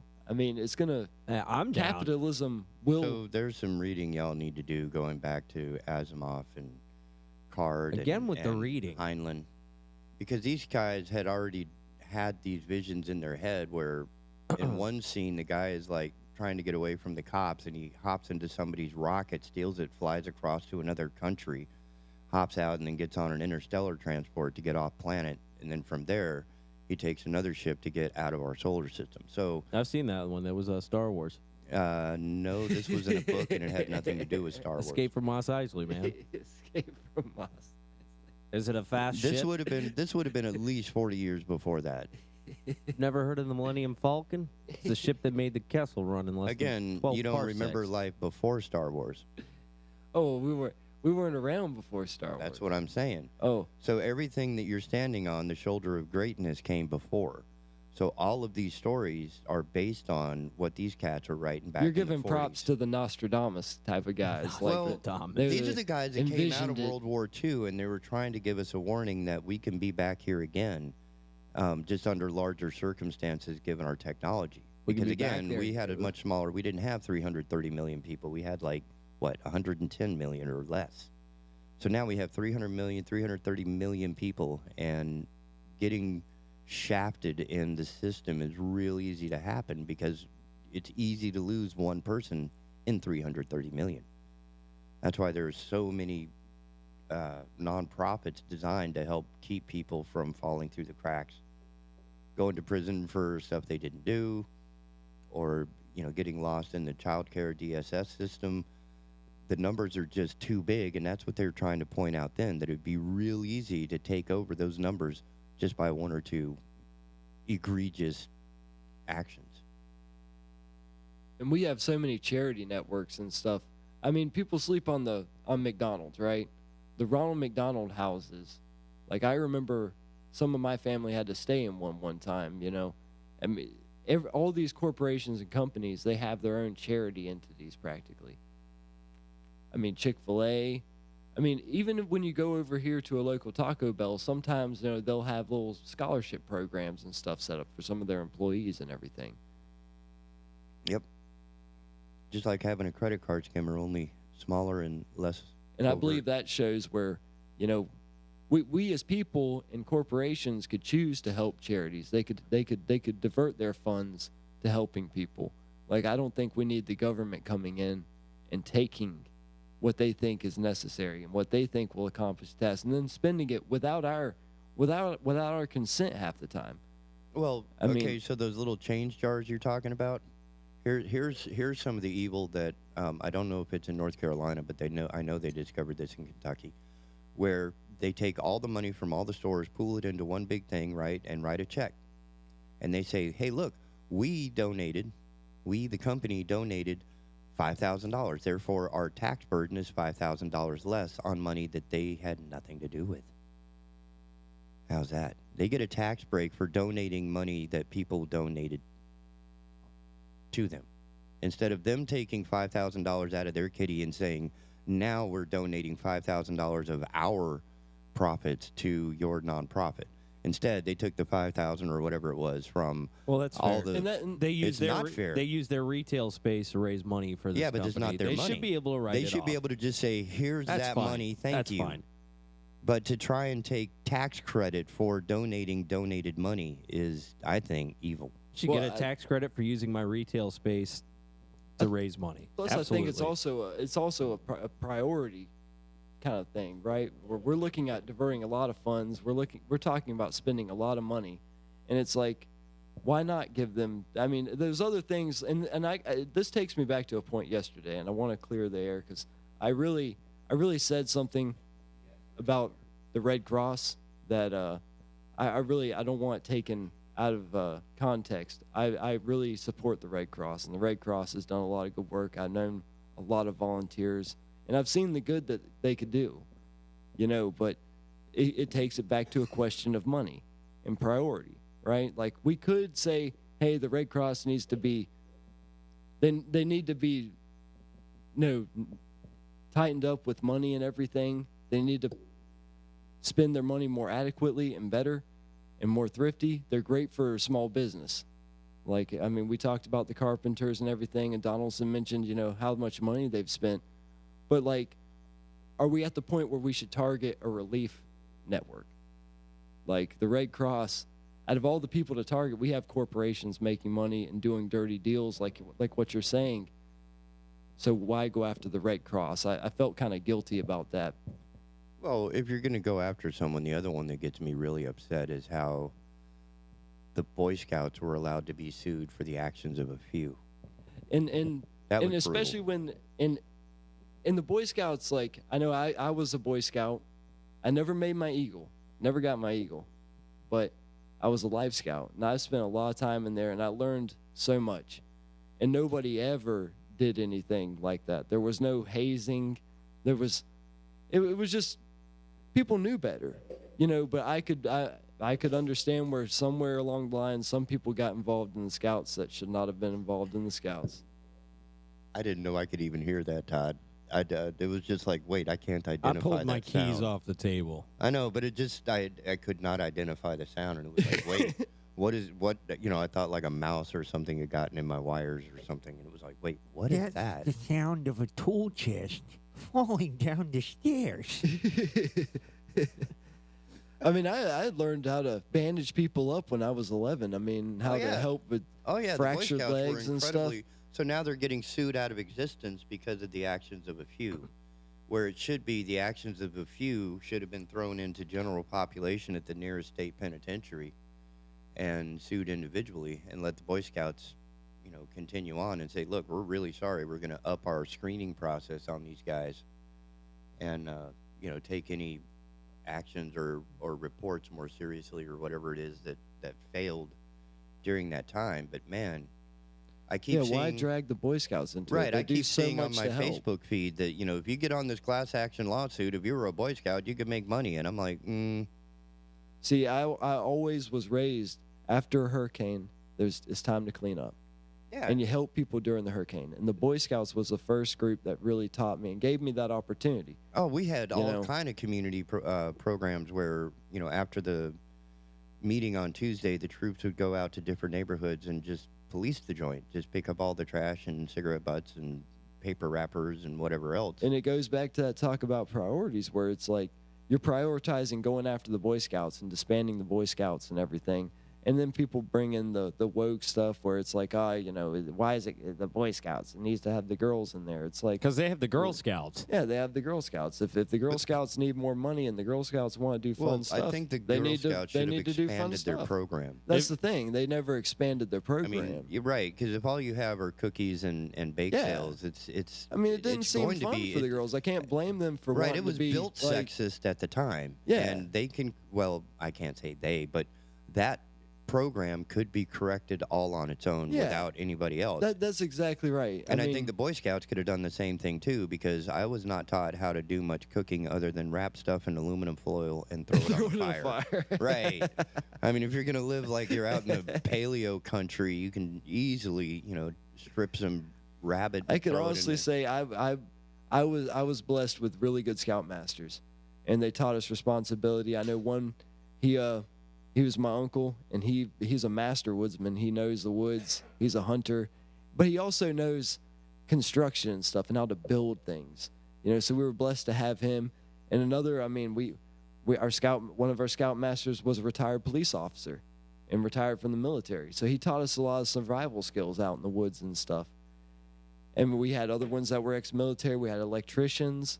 I mean, even my dad made a guest appearance at a couple of scout things, And the coolest thing he wasn't was much access. tense, but he came. He got involved. And it was the biggest thing I think for me about the Scouts was access. Like, I wanted to get into computers. This would have been 72, 73, 71, somewhere in there when I was in Scout, 74, 75, and there was no way I was going to be able to touch or see or whatever any of the big computer systems of the time if it had not been for the Scouts.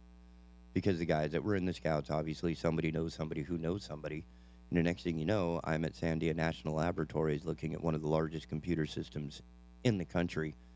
And I am tasked with programming that computer to perform a function to present for my merit badge. Oh, yeah, computer skills, that's a merit badge. Right. And so, that process is either in danger or completely gone by now. I'm not sure what the status is of that lawsuit, but it was, it's and our litigious nature is pointing in the wrong direction and taking away so much of the things that a lot of kids don't have access to that need it. And our scoutmasters, it kind of goes with that, how they're making people too sensitive nowadays. I mean, there was a lot of personal responsibility. There was a lot of tighten up and march down the hill. I mean, a lot of kids don't get to do that. They don't even get to go camping, some kids. Oh, yeah. And the 100% accountability, because, I mean, even in your own troop, I remember getting chastised and roasted by my own troop for, making mistakes or whatever. Because, you're teaching each other at the same time that you're being taught as a group. So when you go out on camping and one of the guys in the troops doesn't bring enough toilet paper, you're going to hear about it. Well, I mean, I remember there were some scoutmasters. We go to these big jamborees and big summer camps where you'd have multiple troops, a whole bunch of troops. Yeah, and, we imported them from other states. And you'd see some other scoutmasters, and they were very sensitive. They'd be very, oh, hey, it's okay, and it would end the week with their kids all covered in mosquito bites and sunburn, crying in a corner, and they never go camping again, right? Yep. Our scoutmasters, they made sure to get us tough. I mean, we spent a couple weekends before the Boy Scout camps just to see, hey, everybody knows what you're getting into. You don't pack something right. If you forget something, hey, you're without it. You don't have it. Oh, you pack 2 pairs of socks. Well, you're going to be cleaning those socks a lot, man. Unless if the charity of somebody else, they give you a pair. You don't pack snacks. Oh well, hey, you get lunch. You get breakfast, you get dinner. That's it. All right. Well, I need to take a quick break so that... hey, no quarter. Computer. Yeah. I was going to give you some fun little break music while I go pour the hot coffee that's now ready. So I just like that keyboard intro. Echoes of the Cavern. Oh, this is such a good album, man. Physical Graffiti, dude. Oh, wow. Houses. Sorry. I had to check. I was like, wait, is that it?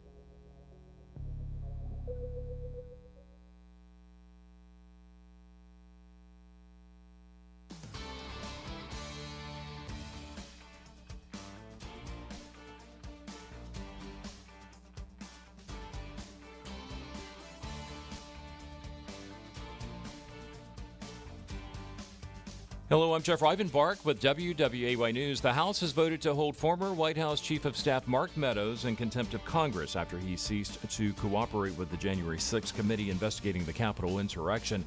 It's the first time the House has voted to hold a former member in contempt since the 1830s.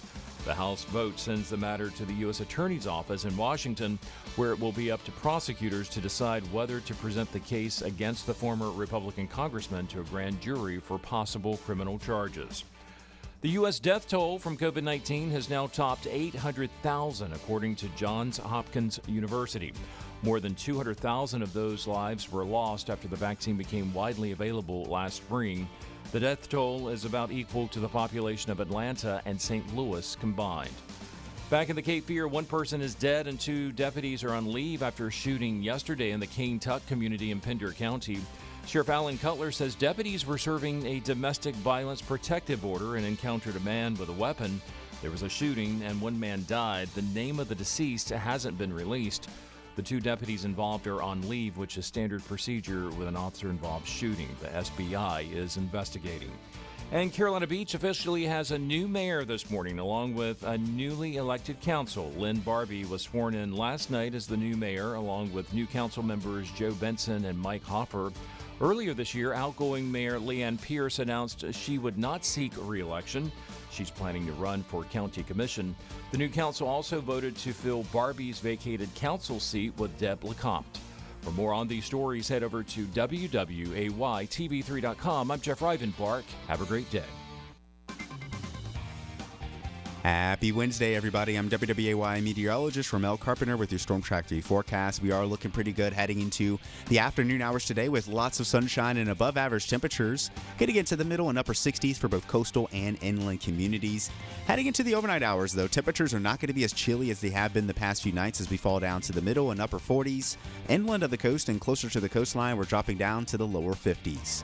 Get your full forecast on WWAY and WWAYTV3.com.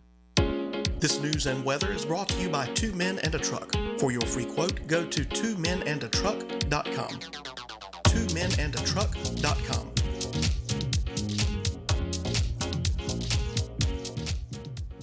Folks, you know you're all looking for that special gift. Lines are long, traffic is frustrating, supply chains in the news. Just take a deep breath. If you're anywhere near Oak Island, come by Seaside Jewelers, 8801 East Oak Island Drive. Avoid the traffic, the lines, the frustration, and get that extraordinary and special gift. From high-end diamond rings to Larimar, from necklaces to bracelets, watches, and unique jewelry. And you also get one-on-one service with their experienced staff. Great prices now, just in time for the holidays. Come by and check out Seaside Jewelers, 8801 East Oak Island Drive. Hey everyone, Ben Hawkins here with Cross Country Mortgage. Rates are still at historic lows, and there has never been a better time to purchase your dream home or refinance your existing. With over 300 loan products including conventional, FHA, VA, USDA, renovation, and jumbo, we are certain we have the right loan product for you and your family. Call me today to be pre-qualified to make the offer on your next dream home. 910-352-3373 or visit my website at lendwithben.com. Listen to Tom Goolsby on The Chad Adams Show. People with common sense know that the entire theory of socialism is one big lie. The Big Talker 106.7 FM.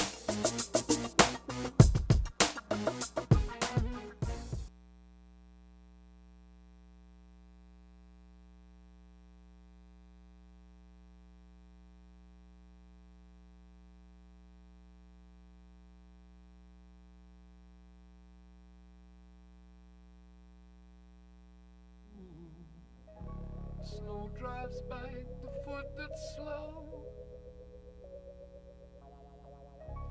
The dogs of doom are howling more. Oh, they carry news that must get through. And that's all the news you're going to get on the Big Talker Online, The Asylum. I'm kicking myself for not knowing that was Houses of the Holy. I felt bad correcting you. Because I had to look. I was like, wait, that's...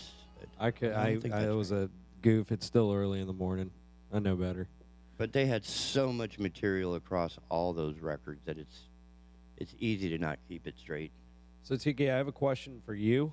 What did I do? A question for Dustin. I have a question for our entire viewer audience. Representative Matt Gaetz from Florida introduced the National Stand Your Ground Act, stating a person should have the right to return fire when under the impression that their life is in danger. This abolishes the duty of retreat when attacked. And do you support this? It sounds incredibly subjective, and I would have difficulty supporting it without more accurate language. Like, as far as stand your ground, yeah, I agree with that. I totally agree with Right, that. I agree with that, but you can't just say perceived. Well, states already have this. He's talking about bringing this to a national level. Because there's a lot of states that don't have this. Man, there's a lot of things we should bring to the national level, and that's never mind. Like Florida's a stand your ground state. Like I think it's good to make it a national thing. I think that's really good. You know, and especially for people who travel and stuff who have guns, it really reassures them, like, hey, you know, if I do have to save if I do have to save somebody, or something happens to where I have to use my firearm, like, I won't be prosecuted. Right. You know.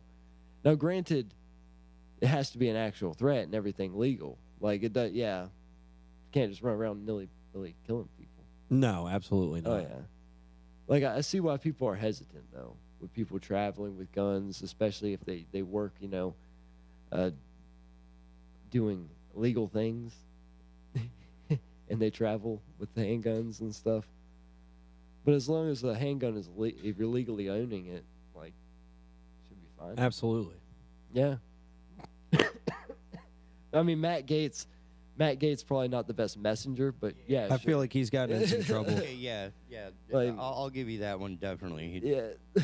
Like, I would love to hear, you know, the great Ron DeSantis say something like that. Like, I agree with the concept, but as far as Matt Gaetz going, I see why they're saying, like, Matt Gaetz says this. Like, they could say any other Republican, and it would be reasonable, you know. But the fact that they put Matt Gaetz on it, it's like that's his name is what's gonna make other people skeptical.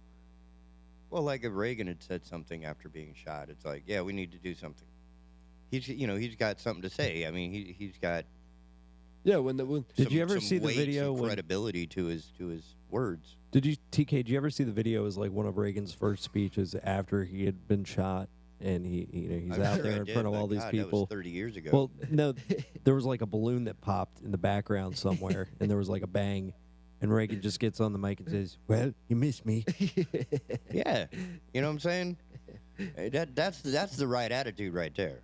And that should be the right attitude for a president. I mean, a president should know, like, hey, you know, you should feel that open to the public, to where, hey, you know, you got to be honest with them. You got to be really honest with them. Yeah, and keep in mind, other people claim, you know, divine protection and roll around in the Pope mobile that's covered in bulletproof glass and armor. And, yeah. You know, so everybody's a target, and the further up you go, and I think this is where there's an interesting line that I cannot seem to define quite right. I mean, that Pope mobile, that thing's like that was a tank. Right. Now think of it this way, that anybody who's going to wear a robe in public is going to need, protection.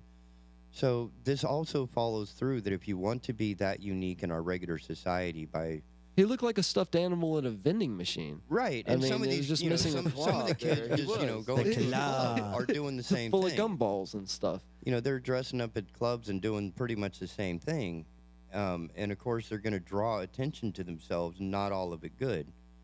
And it could be a problem. Political office, because I would feel like going out in front of the people. And I know nowadays they keep ever since JFK, like they keep all the presidents and everybody around. A lot of people do that, out in the open on top of the car. Yeah, you got Secret Service and stuff, but you're not traveling in an entrapped in a they wouldn't let you do that ball. Yeah, they wouldn't let you do that. Yeah, just like they That's don't the let thing. you They won't drive. let you. The second you become a president, you're no longer allowed to drive for them. Yes, sir. Yeah. They probably got a padded room where they put the president whenever he has dementia or he wants something, he can't have it. They got a padded room. They just kind of put him in there. We're just going to lock Joe away today. We're just going to deep fake him. And joining us live from the Ordinary-times.com website. Mr. Andrew Donaldson, the author, producer, director, writer, author, what else, of the Heard Tell radio broadcast that you hear before the asylum every morning. Mr. Donaldson, how are you doing, sir? And in a previous life, I did quite a bit of presidential support, so I've actually moved the beast. I remember when that thing came out during the Obama administration, we had to rewrite all the all the weight and balance measurements for air movements because it was twice as heavy.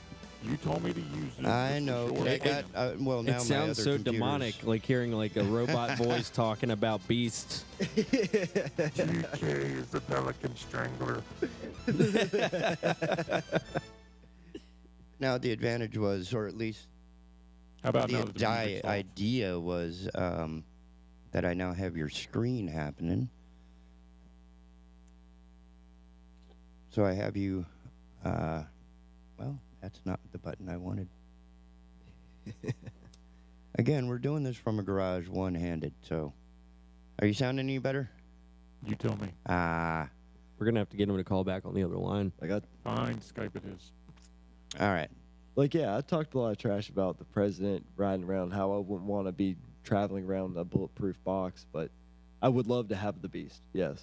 I mean, that limousine, that's like a Curitas. Yeah, I'd have a hard time choosing which one I'd take. A Curitas? Nah, I'd go to Curitas, you're right. There we go. Oh, darn it, every time we try it. Oh, now we're trying to connect. Do we have them? It looks like we have them. Hit the music. No, don't hit the music. At least give me some Dr. Teeth and the Electric Mayhem. Give me some good walkout stuff. There you go. See, he's requesting. You don't even remember Dr. Goldtooth. I don't even know what that is, man, but hey. That was the Muppet Man, Band, You don't dude. know about Dr. Teeth and the Electric Mayhem? That was the Muppet Band, dude. Yeah, and of course, Dr. Teeth was based off the legendary Dr. John. It was a direct takeoff of him, Fleet and Rip. Animal was the drummer, and Janice, who was the most underrated Muppet of all time, Oh, she was the hot. guitarist. You talking about the bass player that talk like that? Yeah.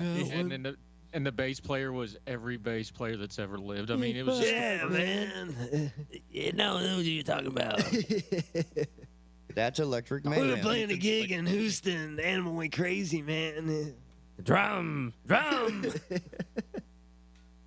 The last live concert I went to, it was so funny. They were setting up. We had passes to. We went with some friends and they hooked us up with passes, and so we're standing by the stage while they're setting everything up because they're doing the little meet and greet thing, and we were kind of off to the side because we were already back there.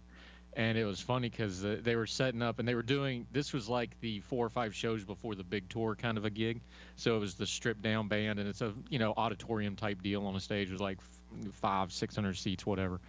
And so the steel player was setting up his thing on the side, and he had his guitars and his pedal steel and all that. He was setting that up to the side, and I was just kind of looking around the stage, and I'm like, no keyboard player, and he just looked at me. He's like, we just didn't want to deal with the drama. Dead serious, just went back to what he was doing.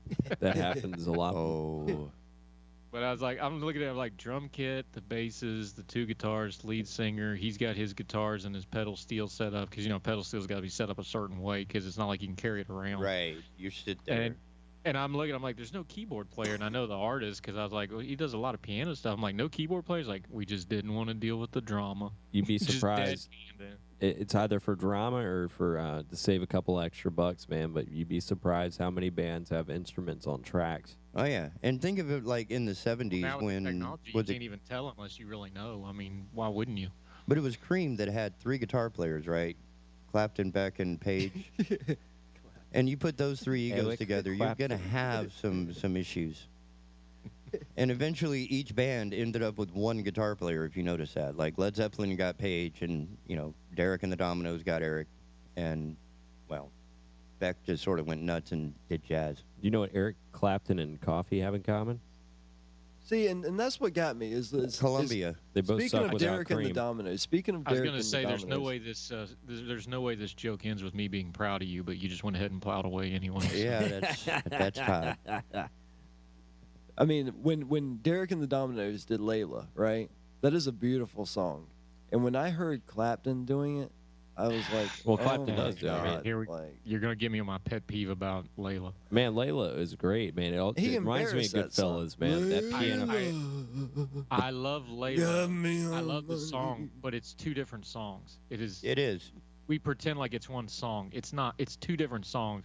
And him being the arrogant guy that he is, he just slapped them together. He's like, watch this. They'll think it's one song. He did that on purpose. Like, that's two different songs. I fight everybody on this. Layla's two different songs. It's an instrumental, and then it's the Layla part. Yep. And the unplugged version, it's a musical but trilogy. Derek and the Dominoes is a better one.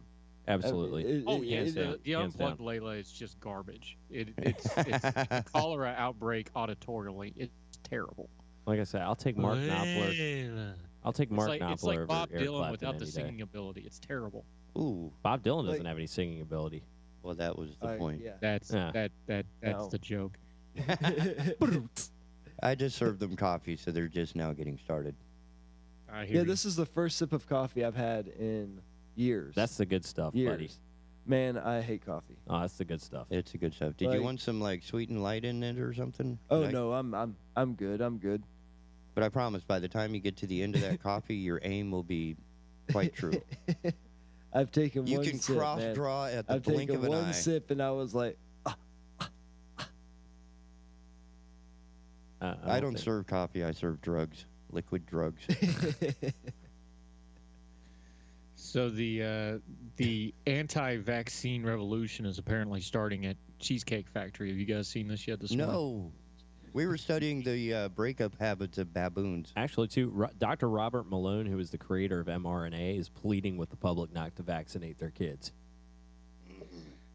See, I don't. Wow. I'm The all guy, for the guy vaccine. who pretty I much do mapped wonder- this thing, Yeah. is now saying don't. Here's the thing. I do wonder, and I am not an anti-vaxxer. I'm pro-vaccine. I'm vaccinated right now. My kids have all been vaccinated. I do wonder at what age are we getting a little silly with it? Is it 12? Is it 10? Is it 8? I don't know the answer to this. I'm just saying at some point it's like, do we need to be vaccinating 3-year-olds? I just reactionary-wise, I would say no. Can we I just would inject think the it would have to umbilical be cord and start it out that way? Well, I mean, that seems to be where they want to go with some of this. In fact, tomorrow's Heard Tell, I'm in the middle of cutting it because I've had all kinds of problems making the show, and we're trying something different this morning after 3 hours on the phone with Adobe last night in the middle of the night. Mr. Malone stands by this statement with a career dedicated to vaccine research and development. I mean, I saw it. I haven't got a chance to read into it yet. I'm going to have Michael Siegel, our buddy, on. His wife, I don't want to out her here because she's not a public figure, but his wife actually does the rDNA sequencing stuff. So he knows a lot of this stuff from the inside. Plus, he's a genius in his own right. And he's kind of been our Ordinary Times guy, writing on coronavirus and the vaccines and kind of parsing through the fact and the fiction and all that stuff. So he's actually going to be on Heard Tell tomorrow. So Nice. I've got an interview with him, and I just straight up asked him about Omicron and all this, and just kind of cut through the noise of it a little bit because people are losing their minds. But yeah, apparently the Cheesecake Factory is trending because I guess some of the real more militant, not the people with honest questions, but kind of the wackadoo folks decided they were going to make their big stand at Cheesecake Factory. So I don't know if they were acting out the Drake song or what was going on there, but I don't think Cheesecake Factory should be the cutting edge of our cultural debate. That's just I don't know. Cheesecake 'Cause I hate Factory cheesecake. is delicious. It is Well, delicious. a good cheesecake is delicious. Like I used to Cheesecake sleep on Factory them. is I used to think like whatever, it's a cheesecake place, and then I went there, and somebody else paid for it, and it was delicious. It's always delicious. Like, Nothing tastes better than free food. I don't want to say you have some bias in your opinion here, but your bias is pretty loud here. Because you got it for free. But yeah, a good cheesecake is a good cheesecake. But I'm still I can literally get the one thing I would go there to get anywhere else. Like the actual Cheesecake Factory is like right up the road here for the East Coast, right? Like the factory where Cheesecake Factory makes their cheesecakes is right up on 95 here. Where? Yeah, it's, like up around Wilson somewhere, I think. I got to look it up real quick. There's a West Coast We one. need to East get one Coast hot one. off East the Coast press. one's in North Carolina up on. But like, I don't anything I got to stand in line over an hour for better be good, and there's nothing there that's worth an hour standing in line for. It's ridiculous. I'd rather go and take a factory tour. You can make it faster than that. I want to go out and find the factory, take the factory tour, and they'll give you a sample like hot off the press. Man, ooh. Oh, man. I could drive to Disney and ride rides and come back, and it'd still be a shorter line than Cheesecake Factory. It's ridiculous. Yeah, and again, you can make it faster than that. I actually wrote a piece about this. I was like, there's a for the people that don't know, there's a famous Drake song where his lyric is, fighting in the Cheesecake Factory. I love it there. Where his girl gets all up in his grill at Cheesecake Factory. He's like, no, these are suburban folks. We can't act like that here. We got to behave. This ain't no Waffle House, baby. Drake is everything. So the lyric that's wrong is, with don't fight me at the Cheesecake Factory. I love it here because he wants to keep eating at Cheesecake Factory and he doesn't want to be, cause a scene. So I titled the piece, Fight me at the Cheesecake Factory. I hate it here. And I wrote a whole piece about it, and it actually did pretty well. And people's like, that place is awesome. And then they all start fighting about anything, not talk about politics for 5 minutes. But I wrote a whole, I'll send it to TK so we can link it to the social media. But we're gonna have to rage on that for a while. Once I get it. People lost their freaking minds just because I deigned to say something impolite about the Cheesecake Factory. And I was like, well, flack over the target. And they're all still standing in line. While you guys are battling it out, he's standing in line, battling with you on his Facebook page or whatever while waiting. If you're one of the ones that's at the mall, you can at least walk around the mall and do something. But like the one in Henderson in Vegas where I lived, we'd go to that one. You're in the middle of a freaking parking lot in the desert, and it's 130 degrees, and there's nowhere to go. It's like, it's as close to hell's waiting room as you can get. Like, it's terrible. Oh, I went to one in Virginia. Oh, yeah. Like, is there a nursing home nearby we can just eat there? I'd rather do that. Yeah, the institutionalized food would be. K&W. And the thing is, it's still not necessarily fresh from the line that you're standing in. Oh, my God. That's the worst. K&W Cafe. I've eaten at one, and that was because of my cheap boss. Everything's wheelchair accessible there. Oh, God. It was like hospital food, man. Now, have you done the line for Brits Donuts? Yes.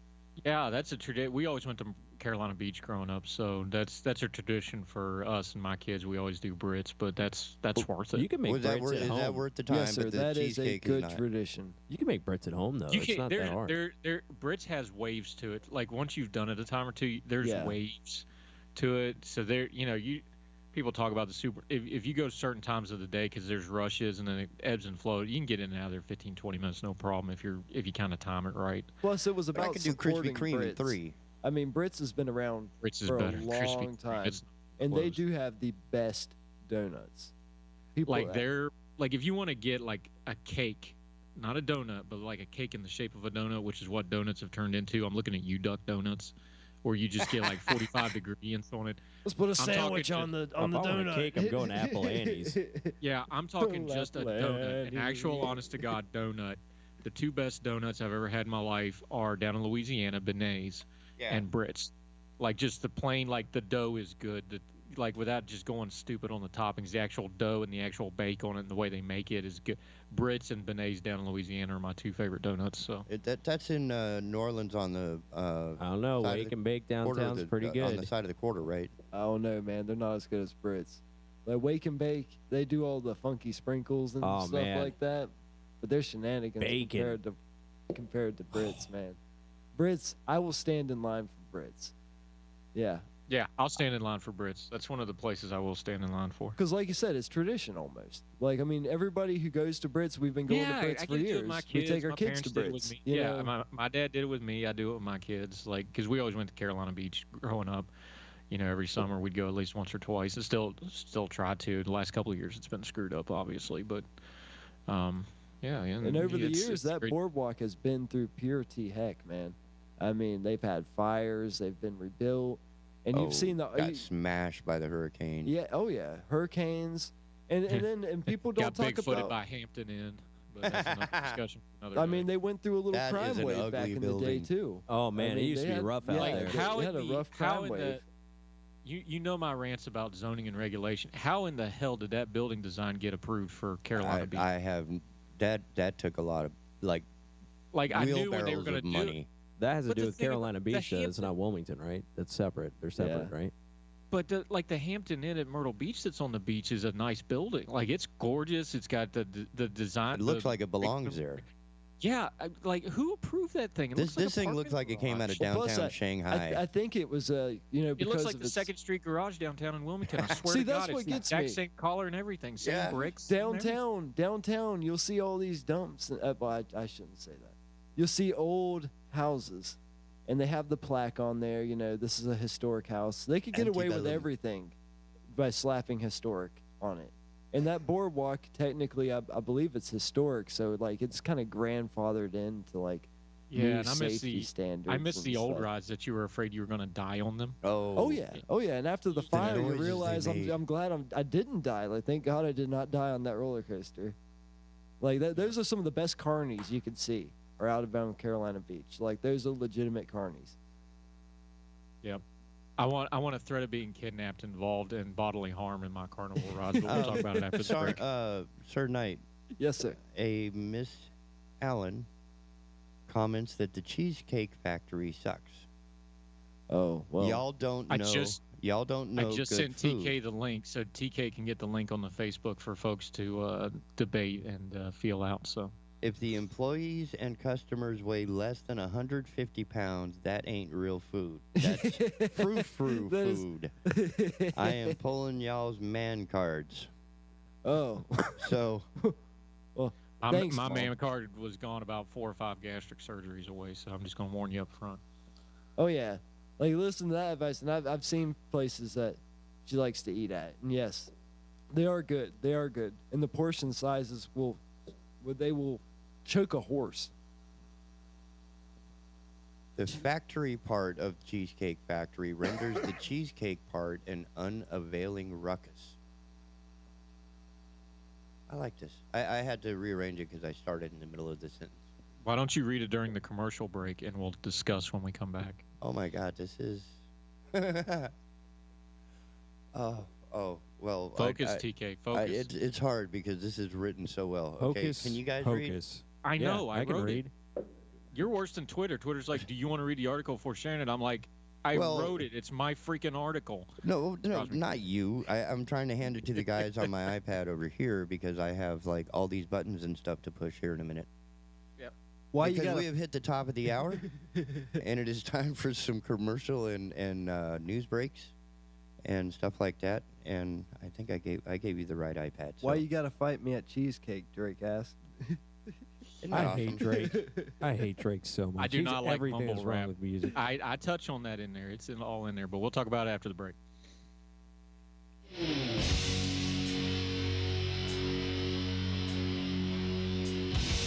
One of the greatest songs of all time.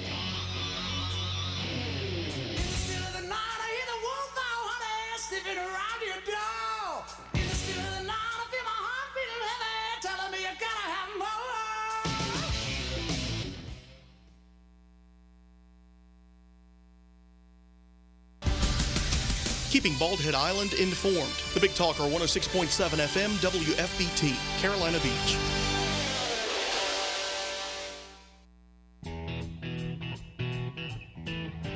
Well, hey, y'all, it's Holly Brewer. And Amy Ludwig. And Kristen Ludwig. From Just Think, the podcast. The podcast where we don't want to tell you what to think.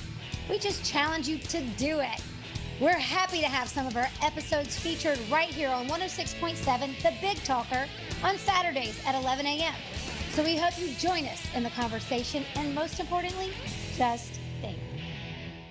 I'm K.O. Davis from K.O.'s Coast to Coast Tree, and I want to be your tree man. When your trees need cut, 2 letters to know. One is a K, the other is an O. K.O. Tree man. Proper trimming is the most important thing that you can do, so don't just hire anybody to do it. You need someone that knows what they're doing. K.O. Call the professionals at K.O.'s Coast to Coast Tree and visit KOTrees.com.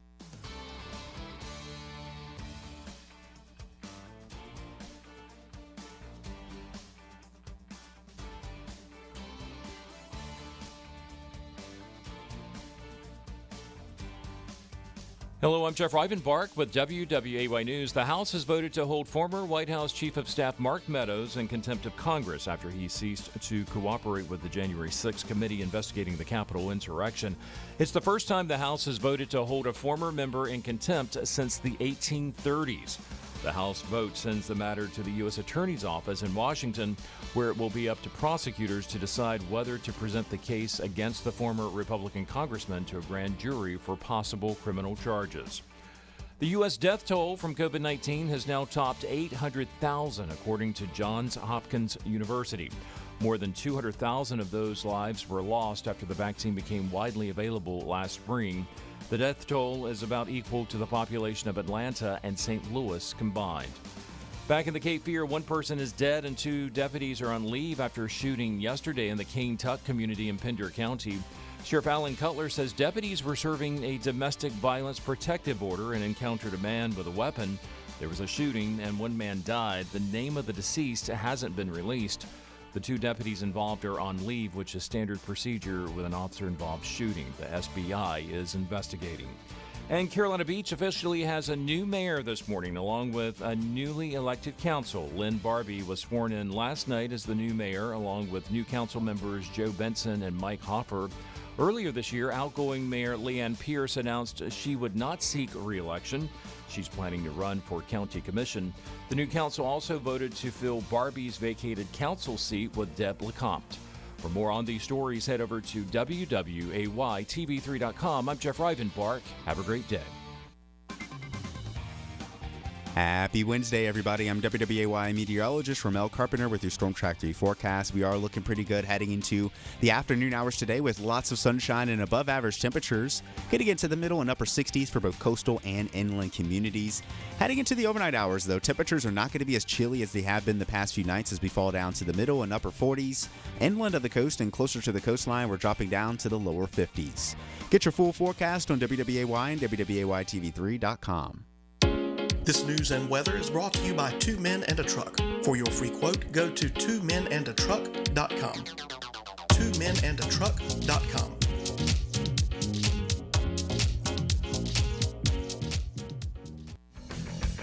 On a scale of 1 to 5, how much do you enjoy working out? Like most, you probably said 1 or 2. What if there was a place where you could go not only to get a great workout, but enjoy doing it? At Full Circle Fitness, our members look forward to coming in.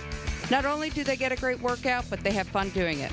Our coaches will guide you through a safe, effective workout tailored to you and your level of ability.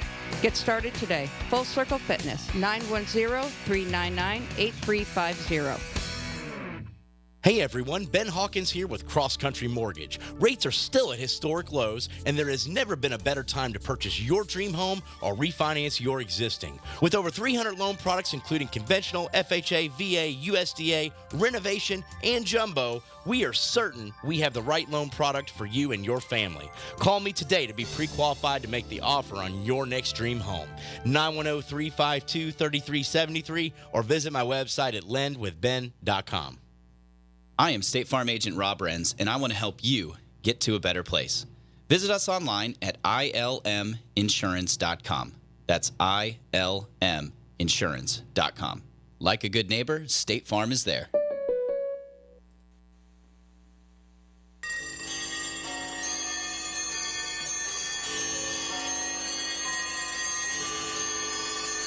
Welcome back to the Asylum here on the Big Talker Online.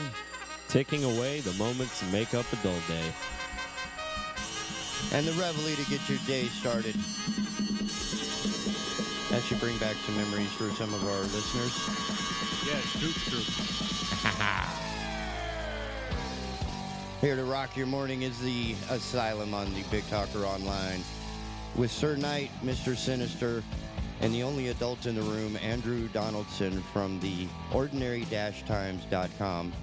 Author, producer, writer. You know, Quiet Riot says bang your head, but I say stand your ground and bang your dead. Ooh. It's coming around on the national level. I hope so. Oh, yes.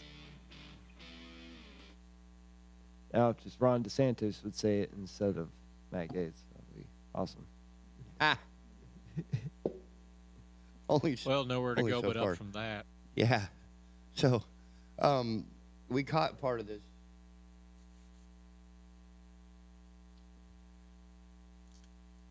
Almost all chain restaurant establishments in America are built to be money factories producing profits, at least if they plan on being around for more than 10 minutes. I have no snobbery towards chain restaurants, which I frequent with friends and family, as millions of Americans do, because they are readily available, and my own preferred family-owned local joints are fewer and further between. Also, I wish Cheesecake Factory no ill will. The restaurant business is hard, very hard. It's hard work, grueling hours, slim margins, and a metric ton of people problems. And that's before you even get to the food, which, as consumer products go, it's hard to get right on a good day and highly subjective to what people think is and is not good. That David Overton and his company have so mastered it, both in a business and branding sense, is truly an amazing achievement. But with great success comes greater problems to solve. More cheesecake, more problems, if you will. It's actually a factory. I mean, that people forget when you go to a Cheesecake Factory, it's got factory in the name. Like, you're working on the line. Yeah, I mean, Andrew? They have an insane amount of people working in the kitchens at Cheesecake Factories. Like, it's crazy. I gotta be honest, I've never been to one. I remember driving by going... It is a place of snobbery. I felt fancy when I was in there. I had my pinky up the whole time. Yeah. It doesn't sound like a fancy place. Like it sounds like you're going to a factory, you know? Well, apparently that's what they're saying. People to feel... See, it's relative, though, because if all you do is fast food, then it's fancy. If you're, hot cuisine kind of person, then, you're lowering yourself. So it's a matter of perspective. But to people who don't eat out a lot, or they only eat at normal chain restaurants, it probably is, fancy, air quotes, for a lot of those folks. So, no, you go to Cheesecake Factory, it's still people in shorts and T-shirts and flip-flops. It's not like it's, black tie, although the waiters all wear black tie for some inexplicable reason. I mean, you could go to an Applebee's now and you're paying almost like, Cheesecake Factory prices. I was going to say, Applebee's is like one step up from Denny's, though. That's the place to do it. Everything is so... You can't... A meal at McDonald's is $10 now. I can't believe it. Yeah, I had to break ridiculous. at 20. Not if you use the app. The mini meal at Jersey Mike's the other day, just the sub was $8, and it's like a 3-inch long sub. $8. I know. I was like, what the heck? It's crazy. I mean, and right around Christmas time, you'd expect better. I expected better planning from this. Well, that's what happens. They get $13 an hour, and the price of your meal just went up. Now everything's going to go up. And I had heard economists talk about this, and people saying, like, this is why we didn't want to rush into this. And lo and behold, now we're getting hit with inflation. I saw gas prices, man. Well, it's ridiculous. I hit Mr. Goolsby with it yesterday. I said, do you think we're heading towards another recession? The bubble gonna pop. He said it. He said it. That guy off of Doctor Strange, he said it best. The bill comes due. It's going to happen. We had Jericho Hill on our show on Monday, who's a government economist, and he was saying, he's like, over half of the inflation drive right now is gas and used cars. That's what's pushing all this. Well, what's everybody's biggest expenses? Usually it's outside of their home. It's their car payment and transportation to get around to go to your, because, and you guys know this well, you end up eating up a lot of your income trying to get back and forth to your job to make income. So when gas prices are up, it screws up everything. And when your car costs money, it screws up everything. We had the supply side inflation, but what's happening now is at some point, if they don't correct it, or worse, if they keep trying to tinker with it instead of just letting it fix itself, which is what our government's probably going to do, then you're going to wind up with a really bad problem with inflation and a recession, because it's going to go from a supply side thing, which will kind of fix itself over time, to something where they just dig the hole deep and we can't get back out of it. And people forget, when you have bad economic stuff like 2008 with the housing crisis and the mortgage crisis and the debt crisis, them tinkering with it and them artificially holding it up and them artificially trying to keep that thing going before the bubble popped is what made it so bad. So it didn't just naturally happen. It naturally happened, and then there was people that fiddled with it and made it 10 times worse. That's what I'm worried about.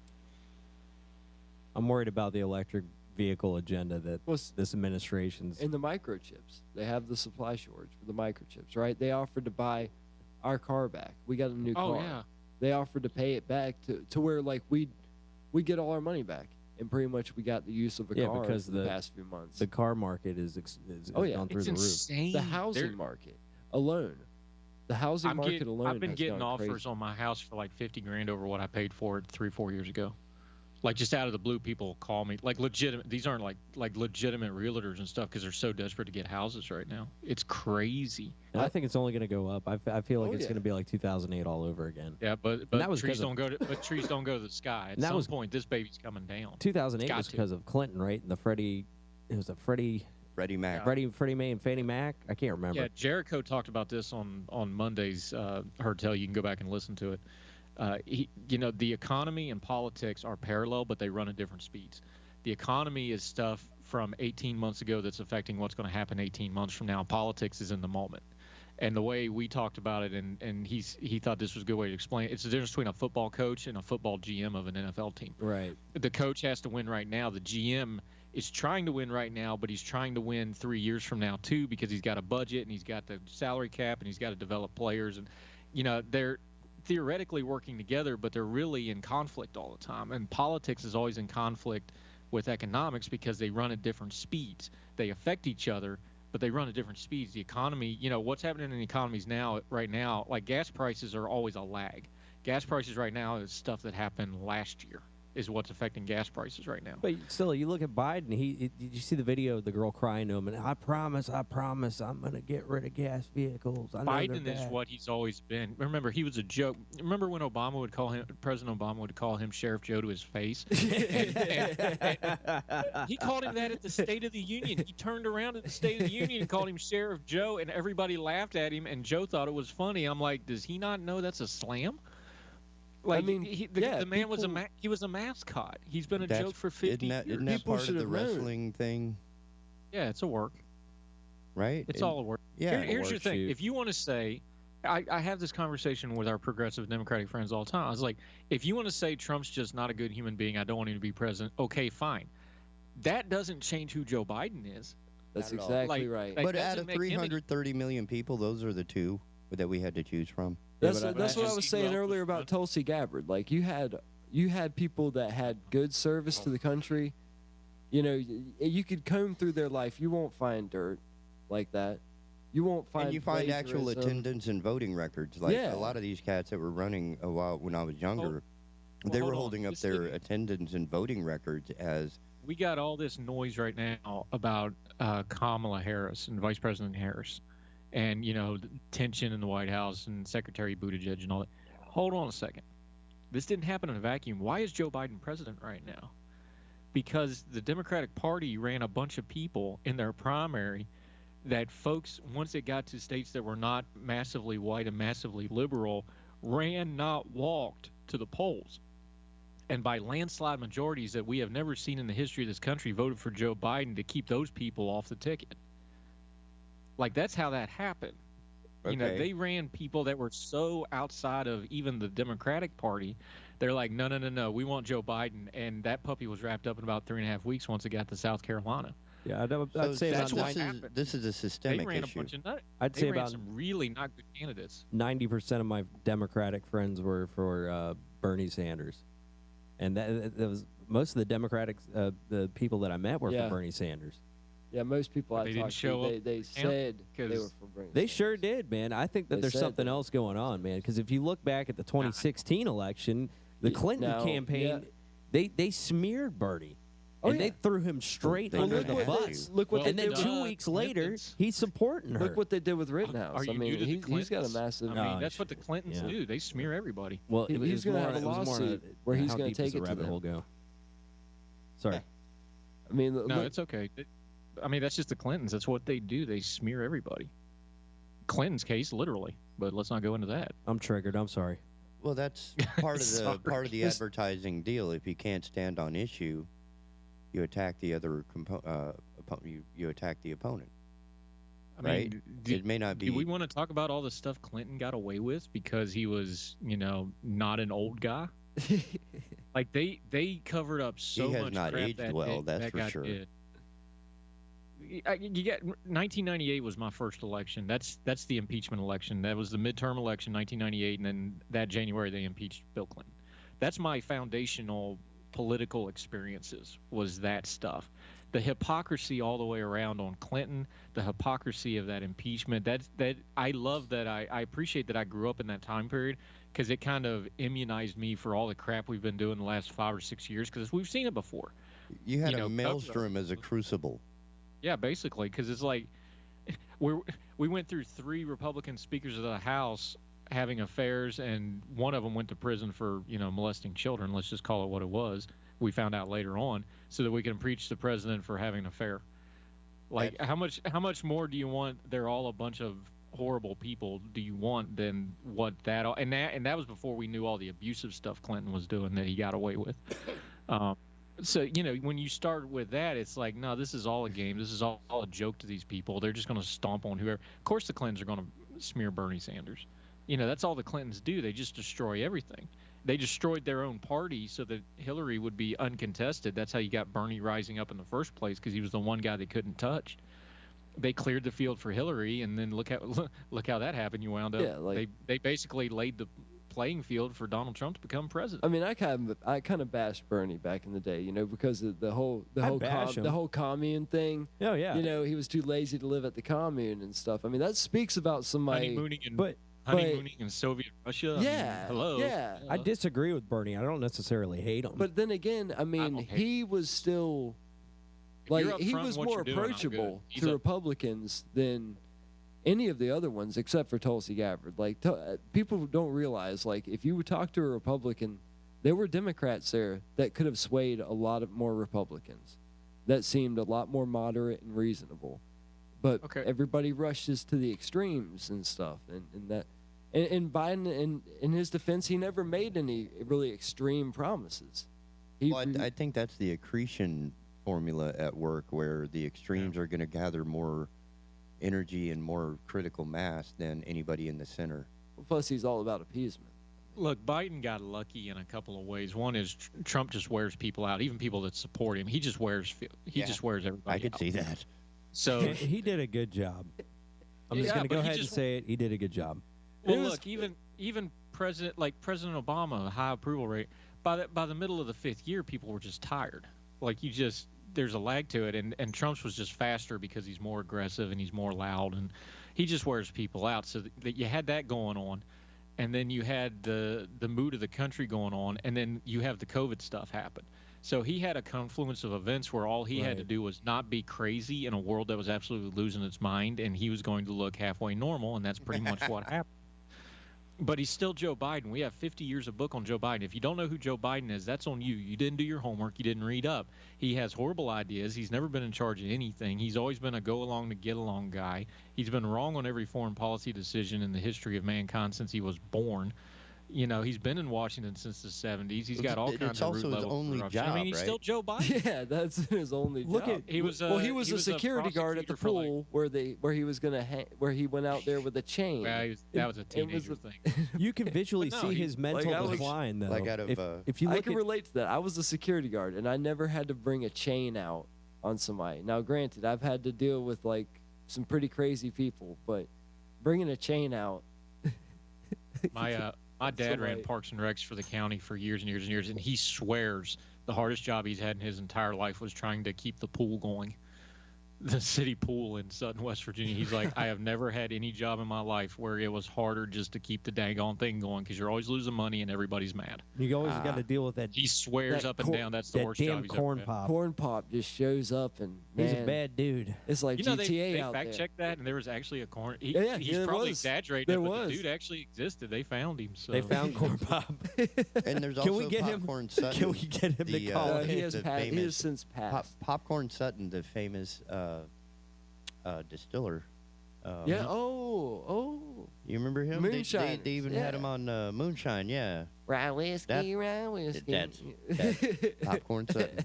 I was gonna say he did the cut scenes in Moonshiners, didn't he? Wasn't he like the expert or whatever? Yep. Oh yeah. A friend of mine got real heavy into the Popcorn Sutton thing and just had a million quotes from the guy, and mountain wisdom. I'm sure that was very insightful. There's some folks I know that thinks he's a piker. But Don't step on the fire. You get burned. Like, what a fraud. What a piker. That's not how you do any of that crap. Like, you go in the cellars back where I'm from, there's all kinds of mason jars, and that ain't water in them, son. That's flame. That's racing fuel. Oh, it's basically kerosene. Like, it's literally kerosene. Oh, yeah. Is it that heavy? God, yeah. You could pour it in your truck, and if you poured it in a diesel truck, it'd run. I knew that it was combustible as far as a fuel, but I didn't know it was like heavier than. I thought it was like lighter, like alcohol. Thinner than water. It's heavier than water. It's like thicker. Like getting into the oil side of. It burns blue, but we won't get into that because I'm not going to reveal all our secrets here. But okay. That's packing some punch. Yeah, it's that stuff. Because I know that people had been using that as fuel to, like bump up their car's octane rating and. But people. My grandfather had to run that stuff when he was a kid, and it was like no big deal. Out in the mountains and stuff, his dad would make him go get it and bring it back. And a lot of them never even drank a drop of it. I'm talking some of the most hardcore fundamental Christians you ever knew, and they all ran shine, but because it was an off the grid currency. Yeah, a lot of them didn't even drink it. They used it.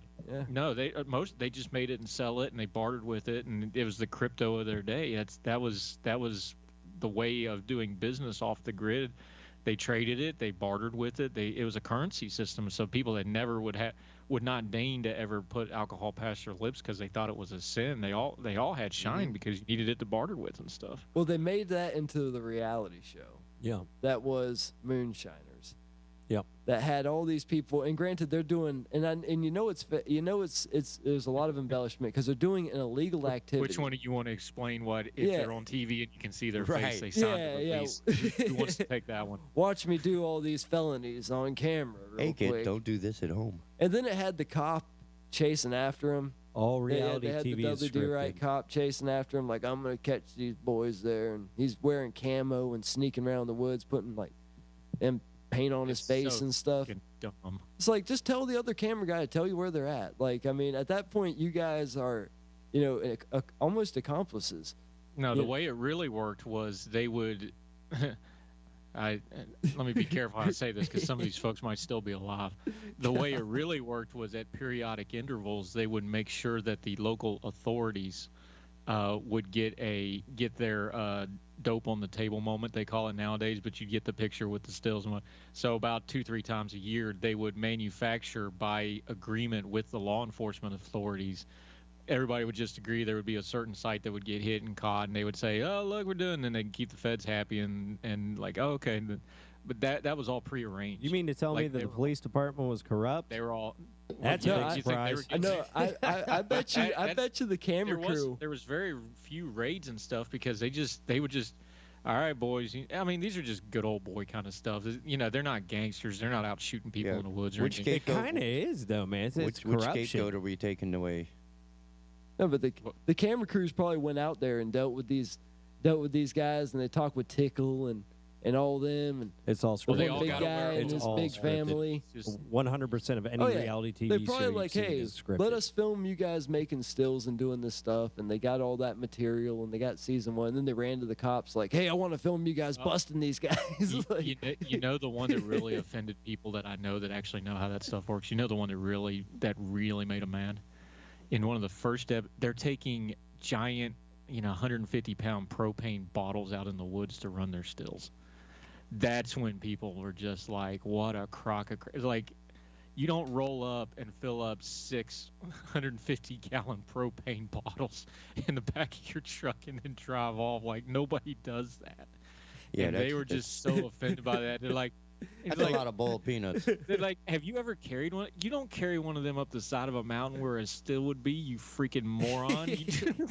That's where people. It was just funny listening to some of the real old timers. They're like, what are these idiots doing? But that's where they were like. But I've told my own kids, like, when you're watching reality TV, it's like, remember the old see that's how the old cop show was actually pretty real, because remember how many faces they had to blur out. They had to blur out everybody. Like, you couldn't even see what was going on for all the blurred out stuff. Yep. That's real. If you can see their face, they signed a release. If they signed a release, they've been told what to do. That's the rule. I believe Cops was half and half. Though. It was like half scripted, half. Well, they collect a bunch of footage and they choose which footage gets aired. Like, now you're getting into my world. Yeah, but I mean, remember, I don't think Cops gets enough credit for what a culture shift it was. That's the start of all the reality TV stuff. And cameramen have been killed in that show. I mean, they took on the same risk as the officer, practically. Yeah. I was even asked to participate in a situation where we would be producing a cop show for the city we were in, and I was like, I want no part of that. There's one for Wilmington. Have you seen it? It's like 24/7 PD. And it shows like the downtown bar scene. Wasn't it Live PD did a stint in Wilmington too? They did too. Yeah. So, but then they shut it down when all the stuff happened here a year or two ago. So, and the other side of it is that for me, I'm not big on seeing somebody on their worst day. You know, but that's me. There just ain't no such. See, I'm sensitive to some of this stuff because I've had people I love just really get screwed by the justice system. But there's no such thing as innocent until proven guilty when there's video of you getting cuffed. Right. There just ain't. Like, the world's different now. And what is this in regards to? Well, anything. Well, I mean, video footage is like, great. You know how people tend to videotape before they help? Well, right? and here's why I'm so touchy about that is because now it's been weaponized with these prosecutor leaks where they leak to the media that they're just investigating. That's crap, because now you're being investigated, so now you're guilty, and now that every time that happens now I get my back up on it because that ain't right. That's prosecutorial misconduct. You should not be able to smear somebody based on an investigation because a lot of times they wind up never going anywhere. But they still use that as I'm doing this, and then you wind up smearing somebody's life for no good reason. So, well, gentlemen, we need to even take people a I hate. Quick break, and and I got to bounce. I've got an interview at 9:30. But gentlemen, I appreciate you, and TK's tour of me calling in on various apps just to go back to Skype will continue tomorrow. Yes, we will experiment until we get it right. Hey, take it easy. Y'all read that Cheesecake Factory article. Enjoy it. Cheers, brother. Have a good one. See you in a bit. You too, my friends. Appreciate you.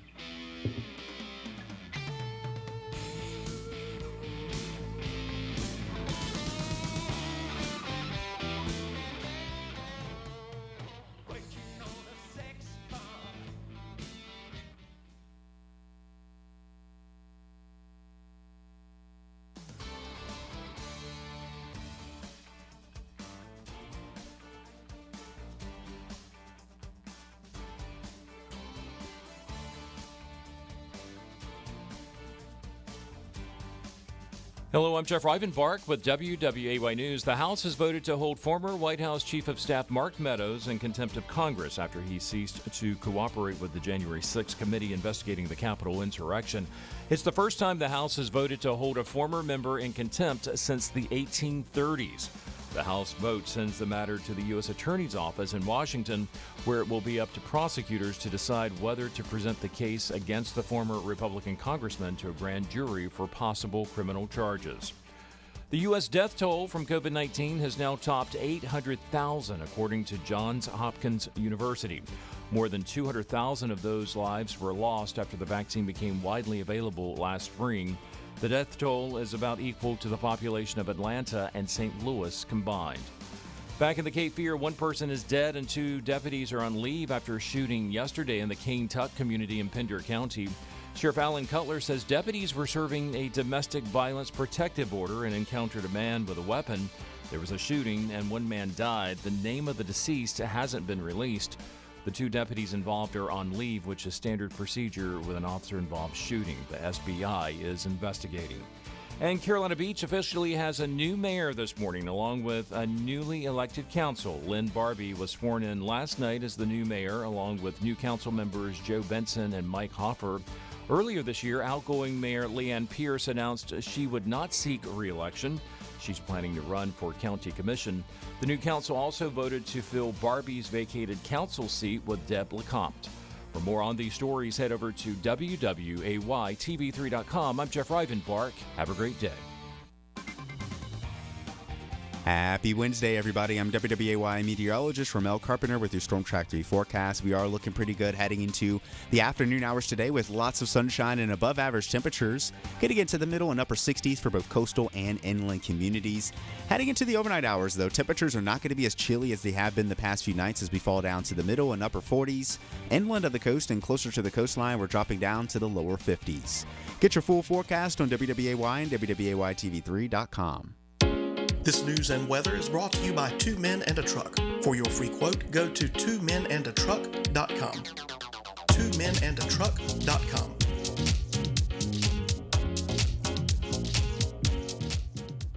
Hey everyone, Ben Hawkins here with Cross Country Mortgage. Rates are still at historic lows, and there has never been a better time to purchase your dream home or refinance your existing. With over 300 loan products including conventional, FHA, VA, USDA, renovation, and jumbo, we are certain we have the right loan product for you and your family. Call me today to be pre-qualified to make the offer on your next dream home. 910-352-3373 or visit my website at lendwithben.com. Folks, we all know ongoing road construction and traffic can weigh heavy on your vehicle. Since 2006, O'Leary's Automotive Repair has provided comprehensive repair services at affordable prices to get you back on the road in no time. Their ASE certified technicians will help you find a cost-effective repair and maintenance alternatives. O'Leary's has multiple locations in the area in Hampstead, Leland, the Myrtle Grove area, Ogden, and Wrightsboro. O'Leary's Automotive Repair, a trusted, locally owned business since 2006. If you want to talk about culture and politics without all the caterwauling, then you'll love Hertel Radio with me, your host, Andrew Donaldson, every weekday morning, 6 a.m. with a replay at 3 p.m. right here on the Big Talker. Catch it on the Listen Live tab on the app or watch on the Facebook page.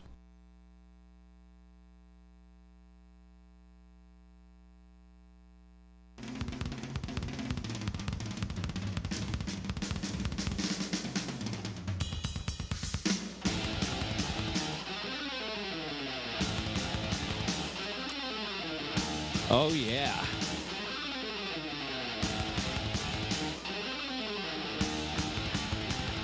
I say less talk, more rock. That's my friend David T. Chastain. Hey, he's a shredder, man. He was so much fun to work with. All right, that TK. song is called Wild and Truly Diminished.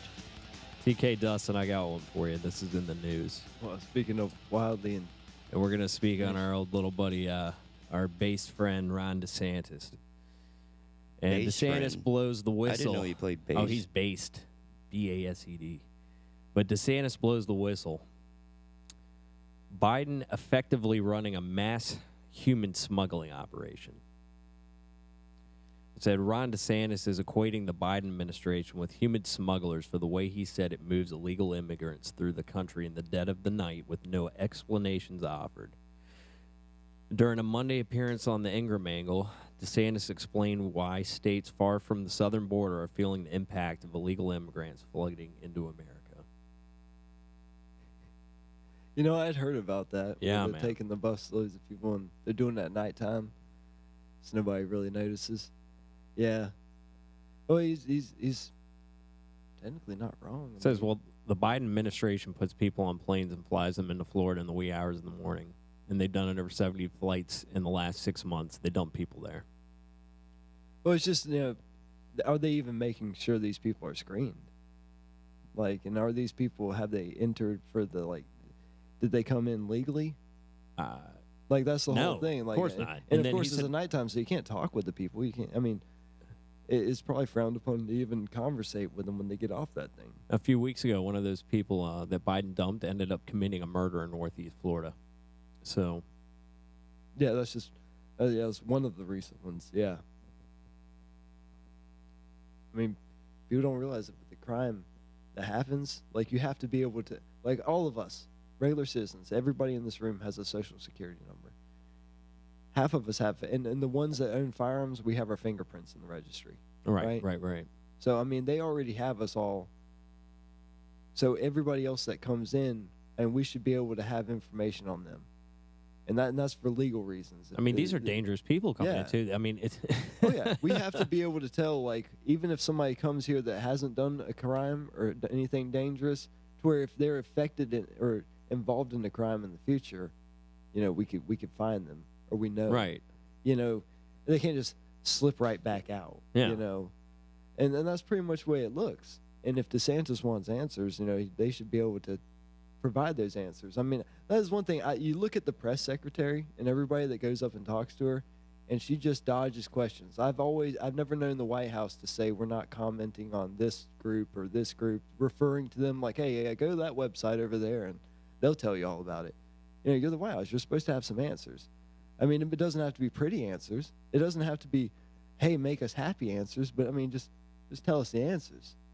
And that every time somebody asks a serious question, they get met with resentment, and it just doesn't seem right. People gave stuff to Sean Spicer, and this guy. Hey, Spicer was the man. Yeah, it was like WWE, man. Like he, everybody was going in there. You didn't know what was going to happen. I think Sebastian Gorka was about to fight some guy out there in the lawn. DeSantis went on in this interview to wonder how Biden would like these immigrants dumped into his hometown, and he said he might do something about it. They'd probably rub his legs, though. They would rub his legs. Yeah, I'll let them rub the hair on my legs and stuff. They'll just dump them all in Delaware. Imagine being magically whisked away to Delaware. Man, yeah, I know. They think they're getting off easy by coming to the U.S. and you ditch them in Delaware. Why hasn't anybody done anything about? Like, hey, yeah, you thought it was bad over there. Welcome to Chicago. I mean, this is a serious damn problem. Why hasn't anybody done anything about it? And it's not like there's not people speaking out about it. It's just kind of like, oh, yeah, just let it happen. Man, they'll push until they can't be pushed anymore. Till we can't be pushed. Till there's resistance. Till they can't. And that's where the Supreme Court's getting dragged in and all the legalities and everything. And the Supreme Court pretty much tells them, like, yes, no. They just throw a bunch. And Trump kind of did it, too. You throw a bunch of stuff at the fan, and you see what sticks. Like, you push all your agenda, and the Supreme Court will pretty much tell you what you can and can't do. So they're throwing a bunch of stuff in there. 70 flights, though. Oh, yeah. 70. It's amazing what they could do. Yeah. So we can't get our supplies. Inflation's crazy and stuff. Meanwhile, hey, Russia's got that pipeline going to Germany. Yeah. That's where the Mercedes are. So, TK, how would you feel if that was going on in Albuquerque? Would it be a little bit closer to home to you? Sorry, I've been working on fixing something else. So I'm working on improving the station. You guys prattled away. Taps out. I let y'all prattle away while I was doing real work. He don't want to touch that with a 10-foot pole. Have you been to Albuquerque? That's where I was born, homie. He made a left turn at Albuquerque. Oh, cool. Yep, I was born a million miles away from seafood. So why'd you come up north? So my mom's side of the family is all from Fuquay, which is just south of Raleigh. Oh, yeah. And every summer for 2 weeks, I got to experience North Carolina, and it's a lot more green. Oh, yeah. But now that I'm older, there are lots of things about growing up in a mountainous region that I do miss. Like one of our, we didn't have iPhones way back. So one of our distractions or whatever is to go to the top of the mountain with your mountain bike and then see how fast you can get to the bottom without a trail and as few cacti needles as possible. Because you're literally bombing straight down the side of Sandia Mountain, part of the Rocky Mountains, and it's it's got rocks and it's got cactus, and it's a true test of skill and endurance and pain management. Oh yeah, I broke my coccyx bone when I was 7. Oh, did you have to wear one of the little? I was too young. Rubber raft things. No, I was not. Not for the size that I was. I was a very small person when this happened, and it hurt. It was an interference in my life for several weeks. It made the most basic functions of being a human extremely painful. I do not recommend it on anyone except one person. If anybody's been divorced, they know what I'm talking about. I think I saw that in a Hallmark movie. Speaking of Hallmark movies, man, when's the last time you saw a Hallmark movie? Me? Any of you? I watch Bebop.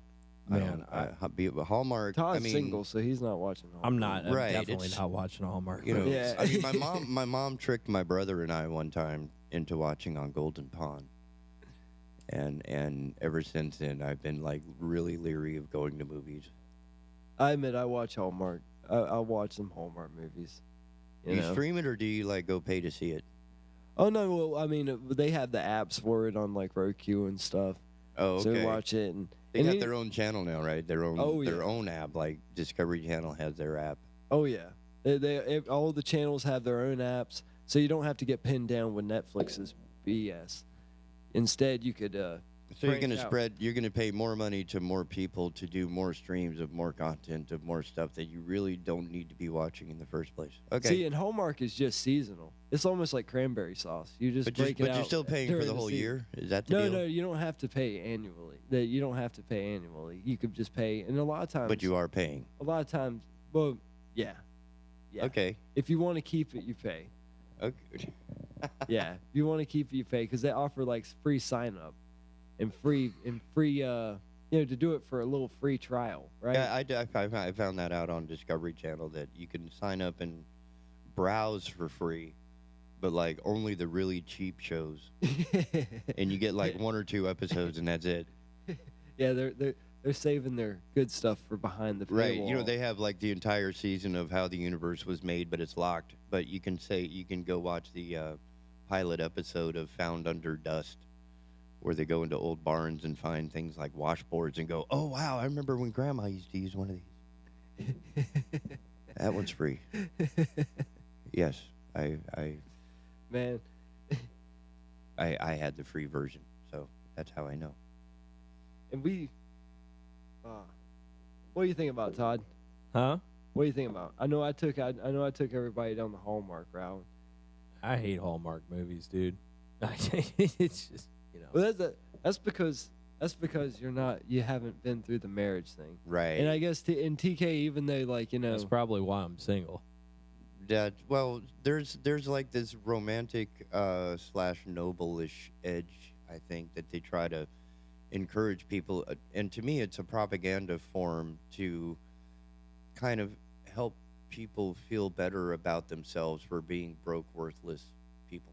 That as long as right, if you'll help the puppy across the street, then you're redeemed. Hey, so you don't have to interfere with the guy who's making millions of dollars and kick the puppy. Oh yeah, and let's what I'm watch saying? the really, really pretty, successful people Right, who make a lot of money. right. They take a Christmas break. They're inconvenienced with a plane, Right. with their plane landing, and they're stuck in some town that looks just like Santaville. And there's a guy who looks just like Santa. Wow, this is actually a nice place. Oh, I'm staying at an inn, and there's the innkeeper's son, and he's big and broad and handsome. Oh wait, he's helping move my luggage. I think I'm gonna stay. End Hallmark movie. Man, dude, you should pitch that to them. Oh, no, they've already done it like 3 times. Well, you have to change one of the characters to like a lost alien. Yeah, the best ones are the competitive ones, where it's like, oh, hey, we both own like a tree farm or something. I know there's a couple of them like that. I wish I could say there's just one like that, but there's like 3 of them like that. I thought that was Lethal Weapon. Oh. Yeah, he That bust scene out the is back awesome. with I'm the sorry. When you just said that, it was like, wait, the only scene I remember with Christmas trees is when homie pops out. He's like, I'll take $11. 11? Okay, I think I got to wait, 31. Okay, 25, 26. Is this guy for real? I'm sorry. Those are Christmas movies to me. And I think everybody was wearing plaid in that scene. And it all ended with blood. Yeah, the padded plaid flannel. Yeah, like the quilted flannel jacket things. It was Bunch of very lumberjacks stylish. having a big action scene. Very stylish, yeah. And the boots. Oh, the boots. They always had the best boots. Anyway. Those are the types of cops we need. We need the I don't crazy. know. We need the crazy ones. I think Todd fell off. Todd's still triggered about our border crisis and illegal immigrants. See, that's what we need. We need people that take their police job seriously. At least Trump was trying to do something about it. Well, we got the wall. Large part of it. I mean, and Biden's just like, let them in. They're going to come vote for Brandon. Come on. And everybody knows it. I bet you Biden thinks his name's Brandon. He's that stupid. And you can see this dude's mental decline. If you watch videos of Biden from the 70s, like, he's talking and he's with it and he's, like, there. And even when he's defending himself in the 80s after he got, like, caught. Like, coming on the, I'll be honest, coming on the radio. And then you just see him now bumbling. Coming on the radio, like, and this is unnew to me, coming on the radio and having the opportunity to bash him, I want to do it, but at the same time, I really think it's sad because the guy has clear signs of decline. Like, he has a family. He's up there embarrassing himself. Like, And this is his wife's just cool with it. His wife's just like wearing the first lady dress, like, everything's like, and fine. I've heard multiple stories from multiple people that are around that atmosphere. Like, everybody has their sources, and you don't need private investigators to find out any of this stuff. The guy is declining. Like, he can't control his basic bodily functions, and he really can't rule responsibly. So, I mean, they need to just phase him out. Like, they already roll him under the stairs whenever they don't need him anymore. They might as well just commit to it. I feel like he's not going to run in 2024. Oh, yeah. I feel like I'm tired. I mean, I thought I could come on here and I thought I could be like, talk a bunch of crap about him, but really I can't because it's just like, it's sad looking at that, man. They put him up there like that,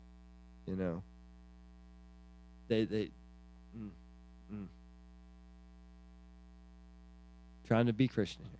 Oh yeah. But yes, I mean, we got immigration, we got inflation. I mean, we could talk about all the stuff alphabetically. Oh man. But nobody. I mean, you raise these questions up, and it seems like nobody cares. Mastodon is on the move. The band? Yeah. Apparently, on Seth Meyers, they performed Tear Drinker. Yeah. If you really want to get, that has polarized to be cool. here, I will say that I like them. That's Mastodon, I like them. that's Small's band, right? I don't know. Because they're the cats behind Metalocalypse, right? No. Death Clock? No. Do I have who? Death Clock? I think they were involved with the show, but right. I thought they did, or they co-toured with. I thought Mastodon was Brendan. Isn't it Brendan Smalls behind that thing? Brendan Smalls is behind what's Metalocalypse? Death Clock. Right, which is Mastodon the cartoon or the anime is Metalocalypse. Mastodon's Brent Hines. Oh, so they must have. Well, what was? I remember Mastodon was on. What was it, Aqua Teen Hunger Force? They were. Yeah. So they. Brent Hines was on Metalocalypse. I'm trying to remember what episode it was. They were also on Saints Row. Like, a lot of that stuff has kind of like connections with Adult Swim and everything. I'm with Miss Allen on the sci-fi anyway. Mystery drama. I like seeing people get shot and things blow up. So, Marvel was really up my alley. Marvel? Yeah, I mean, they threw all the right elements in there. They had Marvel. sexy, they had destruction, and... The best thing about Marvel was the bad guys. The bad guys were, like, Thanos... Well, okay, so Deadpool. Terrible. First one. Terrible. Oh. I mean, The second one, I agree. The second one was, like, all fluffy. But the first one, they let Ryan do his thing like he did in Blade 3. No, what Marvel Fox is doing. You're right. He played pretty much the same person. Yeah. Yeah. And in that, of course, you had Ajax, Francis, right? So that was, to me, that was a great, all the destruction in there and the commentary where he's like, she's going to do the superhero landing. It's really hard on the knees. I mean, the stuff like that, I really Gina appreciate it. Carano. Yeah. They're pumping out so many superhero movies, though. Right. It's the thing, become yeah. I mean, generic the bad crap. guys- Well, just what like they're doing, Hallmark movies. What they're doing That's what is, it's become. Keep in mind that the Marvel catalog is a lot deeper than most people realize. Right? We know the primary characters, Captain America and Hulk and all that, but, it keeps going. Oh, they're going to capitalize off of everybody man. on there. They're Because just milking everybody, that cow. there are so many different fans of different characters throughout the entire canon that is Marvel comics, right? So you're going to go all the way down to, the Hawk, which didn't really have his own story throughout the Avengers, but in the Marvel comic world universe, there is an entire series just for him. So for everybody who's a fan of individual characters, they're going to rejoice as the years go by, provided they live that long, for every character to get their own, at least origin. And even, in Deadpool, he comments about that. Depending on how important of a character, how much support you get, you either get an origin story of your own or you get a backstory with the X-Men or something like that. Like, I thought Ultron was a really good bad guy. I mean, James Spader playing Ultron, that was pretty cool.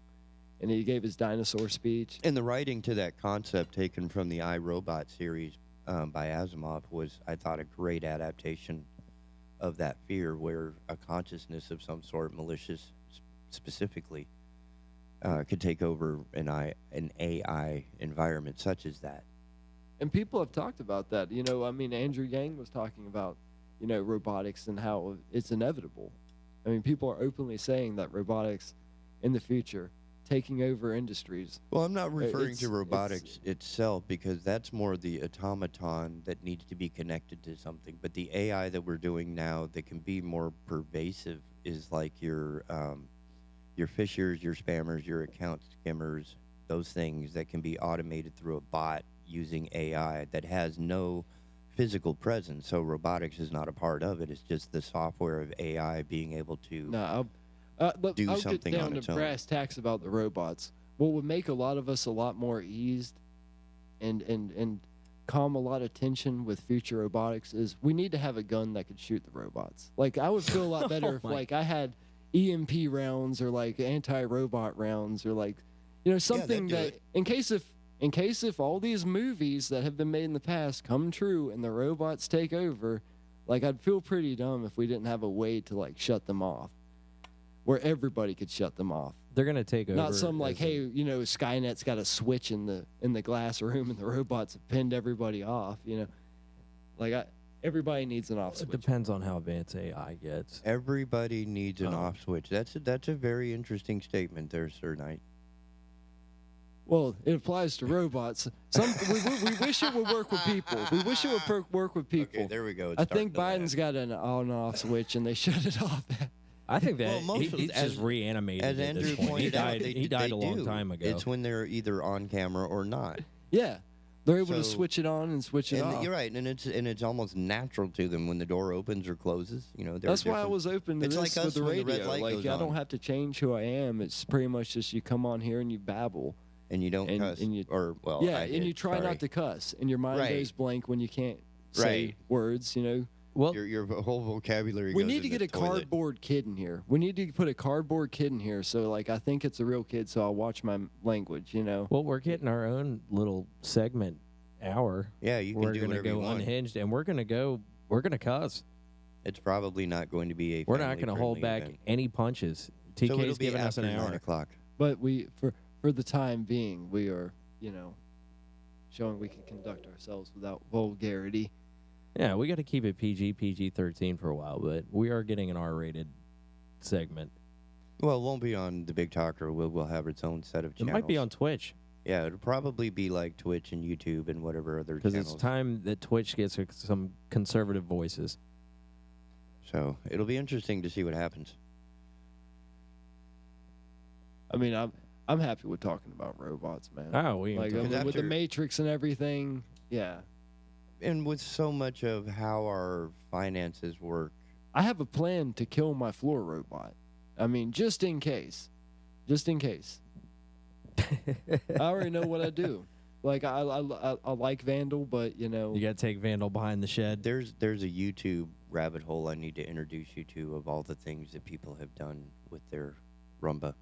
Like when a Roomba bumps into a wall, one guy programmed it to scream different Sam Kinison lines. Oh, that's great. It is That's great. hilarious. Sam Kinison. Like you cannot say any of it on air, but it is. Oh, yes. So anytime it bumps into something, it's completely dramatic. Kinison, I love Sam Kinison, man. And He then, got his then of start as course, a- he expanded it to include all kinds of quotes and even had some of his friends, you know. My dad was he loved Sam Kinison. 'Cause when Sam he Kinison screams, actually it's- got his start as a street preacher. Yep. Yeah, you know, screaming fire and brimstone, man. and the- Tent revivalist, I think. Yep, and the Lord led him to show business, I guess, and I don't think the Lord meant for him to go into a life of, you know, drugs and alcoholism, but that Well, just kind of happens in the 80s, I life guess. is thin. 90s. I had the pleasure of walking through the theater for just a moment to do something. I can't remember why. When Sam Kinison was doing his bit in Louisville, where he calls somebody, he's like, you know, you don't have your date. What's his number? I'm going to call him. Bring out the phone. I'm going to call him right now. And they had the person on the PA system, and I walked through that. It was an absolute riot. I'm like, man, you actually called somebody out, like literally called somebody out. Sam Kinison. That dude, I mean, some of it was brilliant, but the screams, like when he just does that, oh, like in the Anthrax song, that was used in the Roomba. See, you talking about Kinison actually makes me very envious. Like, Yeah. I could talk about modern celebrities and stuff, but it's some of the people of the past that you really, really, really want to meet. Do you remember the band Pretty in Pink? The band Pretty in Pink? Yeah. Is that the one from the no, I'm thinking Well, they had Psychedelic. Psychedelic Furs from the Yeah, album. I get the two confused yeah. sometimes. Oh, so yes. I got to see the original lineup in Louisville. Really? Psychedelic Furs? And then way before the album came out. Yeah, Did they perform Love My Way? I believe they did. I mean, we're going back 30. See, that's what I'm talking about. Envy. I was raised This on was radio, 91. man. I have the benefits of a good musical education. I know Yeah. Todd. He was They getting did a it good into musical like a education train as well. They did like a 40-minute, or I don't know how long it was. Yeah, but we were into talking like a about- train for like 10 minutes. That was awesome. Talking about like albums and cassettes and stuff. Like I'm lucky. My mother had a collection that I would listen to, so I never had to buy any. You know. Right. The only I remember I only bought like a couple Red Hot Chili Peppers things, you know, because I was into the Chili Peppers back then. Right. And then, you know, their album just kind of turned into Snow. kind of, you know. I had Napster, man. That guy, you know, that guy's like, Anthony Kiedis is like, what is he, like 70-something now? He's old. He's getting up there, man. Yeah, he's still got a Most of the six-pack. good musicians are, okay? Yeah. I mean, Bowie's gone. Prince is gone. You know, it happens. Oh, Bowie. Freddie Mercury's gone. Speaking of which, man. The show's Speaking of time is gone. Like I want to show you guys this Christmas video and this song, right? It's a famous Christmas song, and I've been hearing it, and it's the Little Drummer Boy, but David Bowie's singing it. Oh, no. And Yeah. I never I'm knew out. it was Yeah. David Bowie. I'm out. I Yep. never knew it was David Bowie till I saw the video, and I'm like, oh my god. There's a duet he does with Bing Crosby. Yeah, that's yeah, the one with absolutely- Bing Crosby. Yeah, Yeah, that's what I'm talking about. Yeah, dude, that's a classic. Man, I never even knew that. That I'd is hear like that one of the song every most- year, and I'd be like, I like that song. And then Yeah. I'm like, who did that song? And it's like David Bowie. Bowie and Bing. Wow. Dude, that was a magical event. Anyway. We're it's, at the top of the hour. We're at the end of the hour. We're at the end of the show.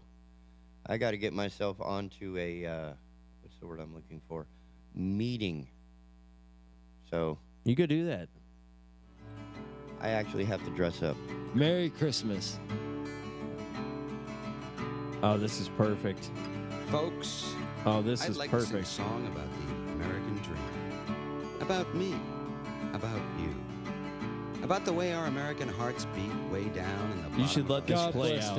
Yeah, I can't. I can only let it go so far. Oh, you should just let it play out. Maybe in the subcontinental You area. found my theme. Give a nice middle finger to the FCC and just let this play out, Maybe man. even in the colon. We don't know. I don't care if this gets flagged. Just let it play. No. Well, I'm just a regular Joe. I'll let it go so with far. a regular job.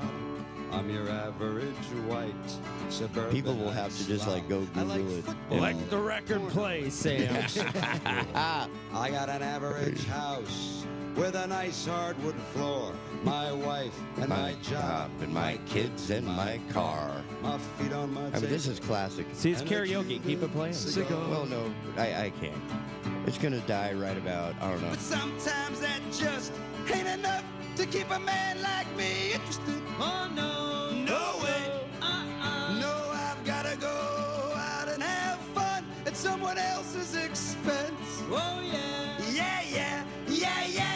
Merry Christmas. In the ultra fast lane while people behind me are going in.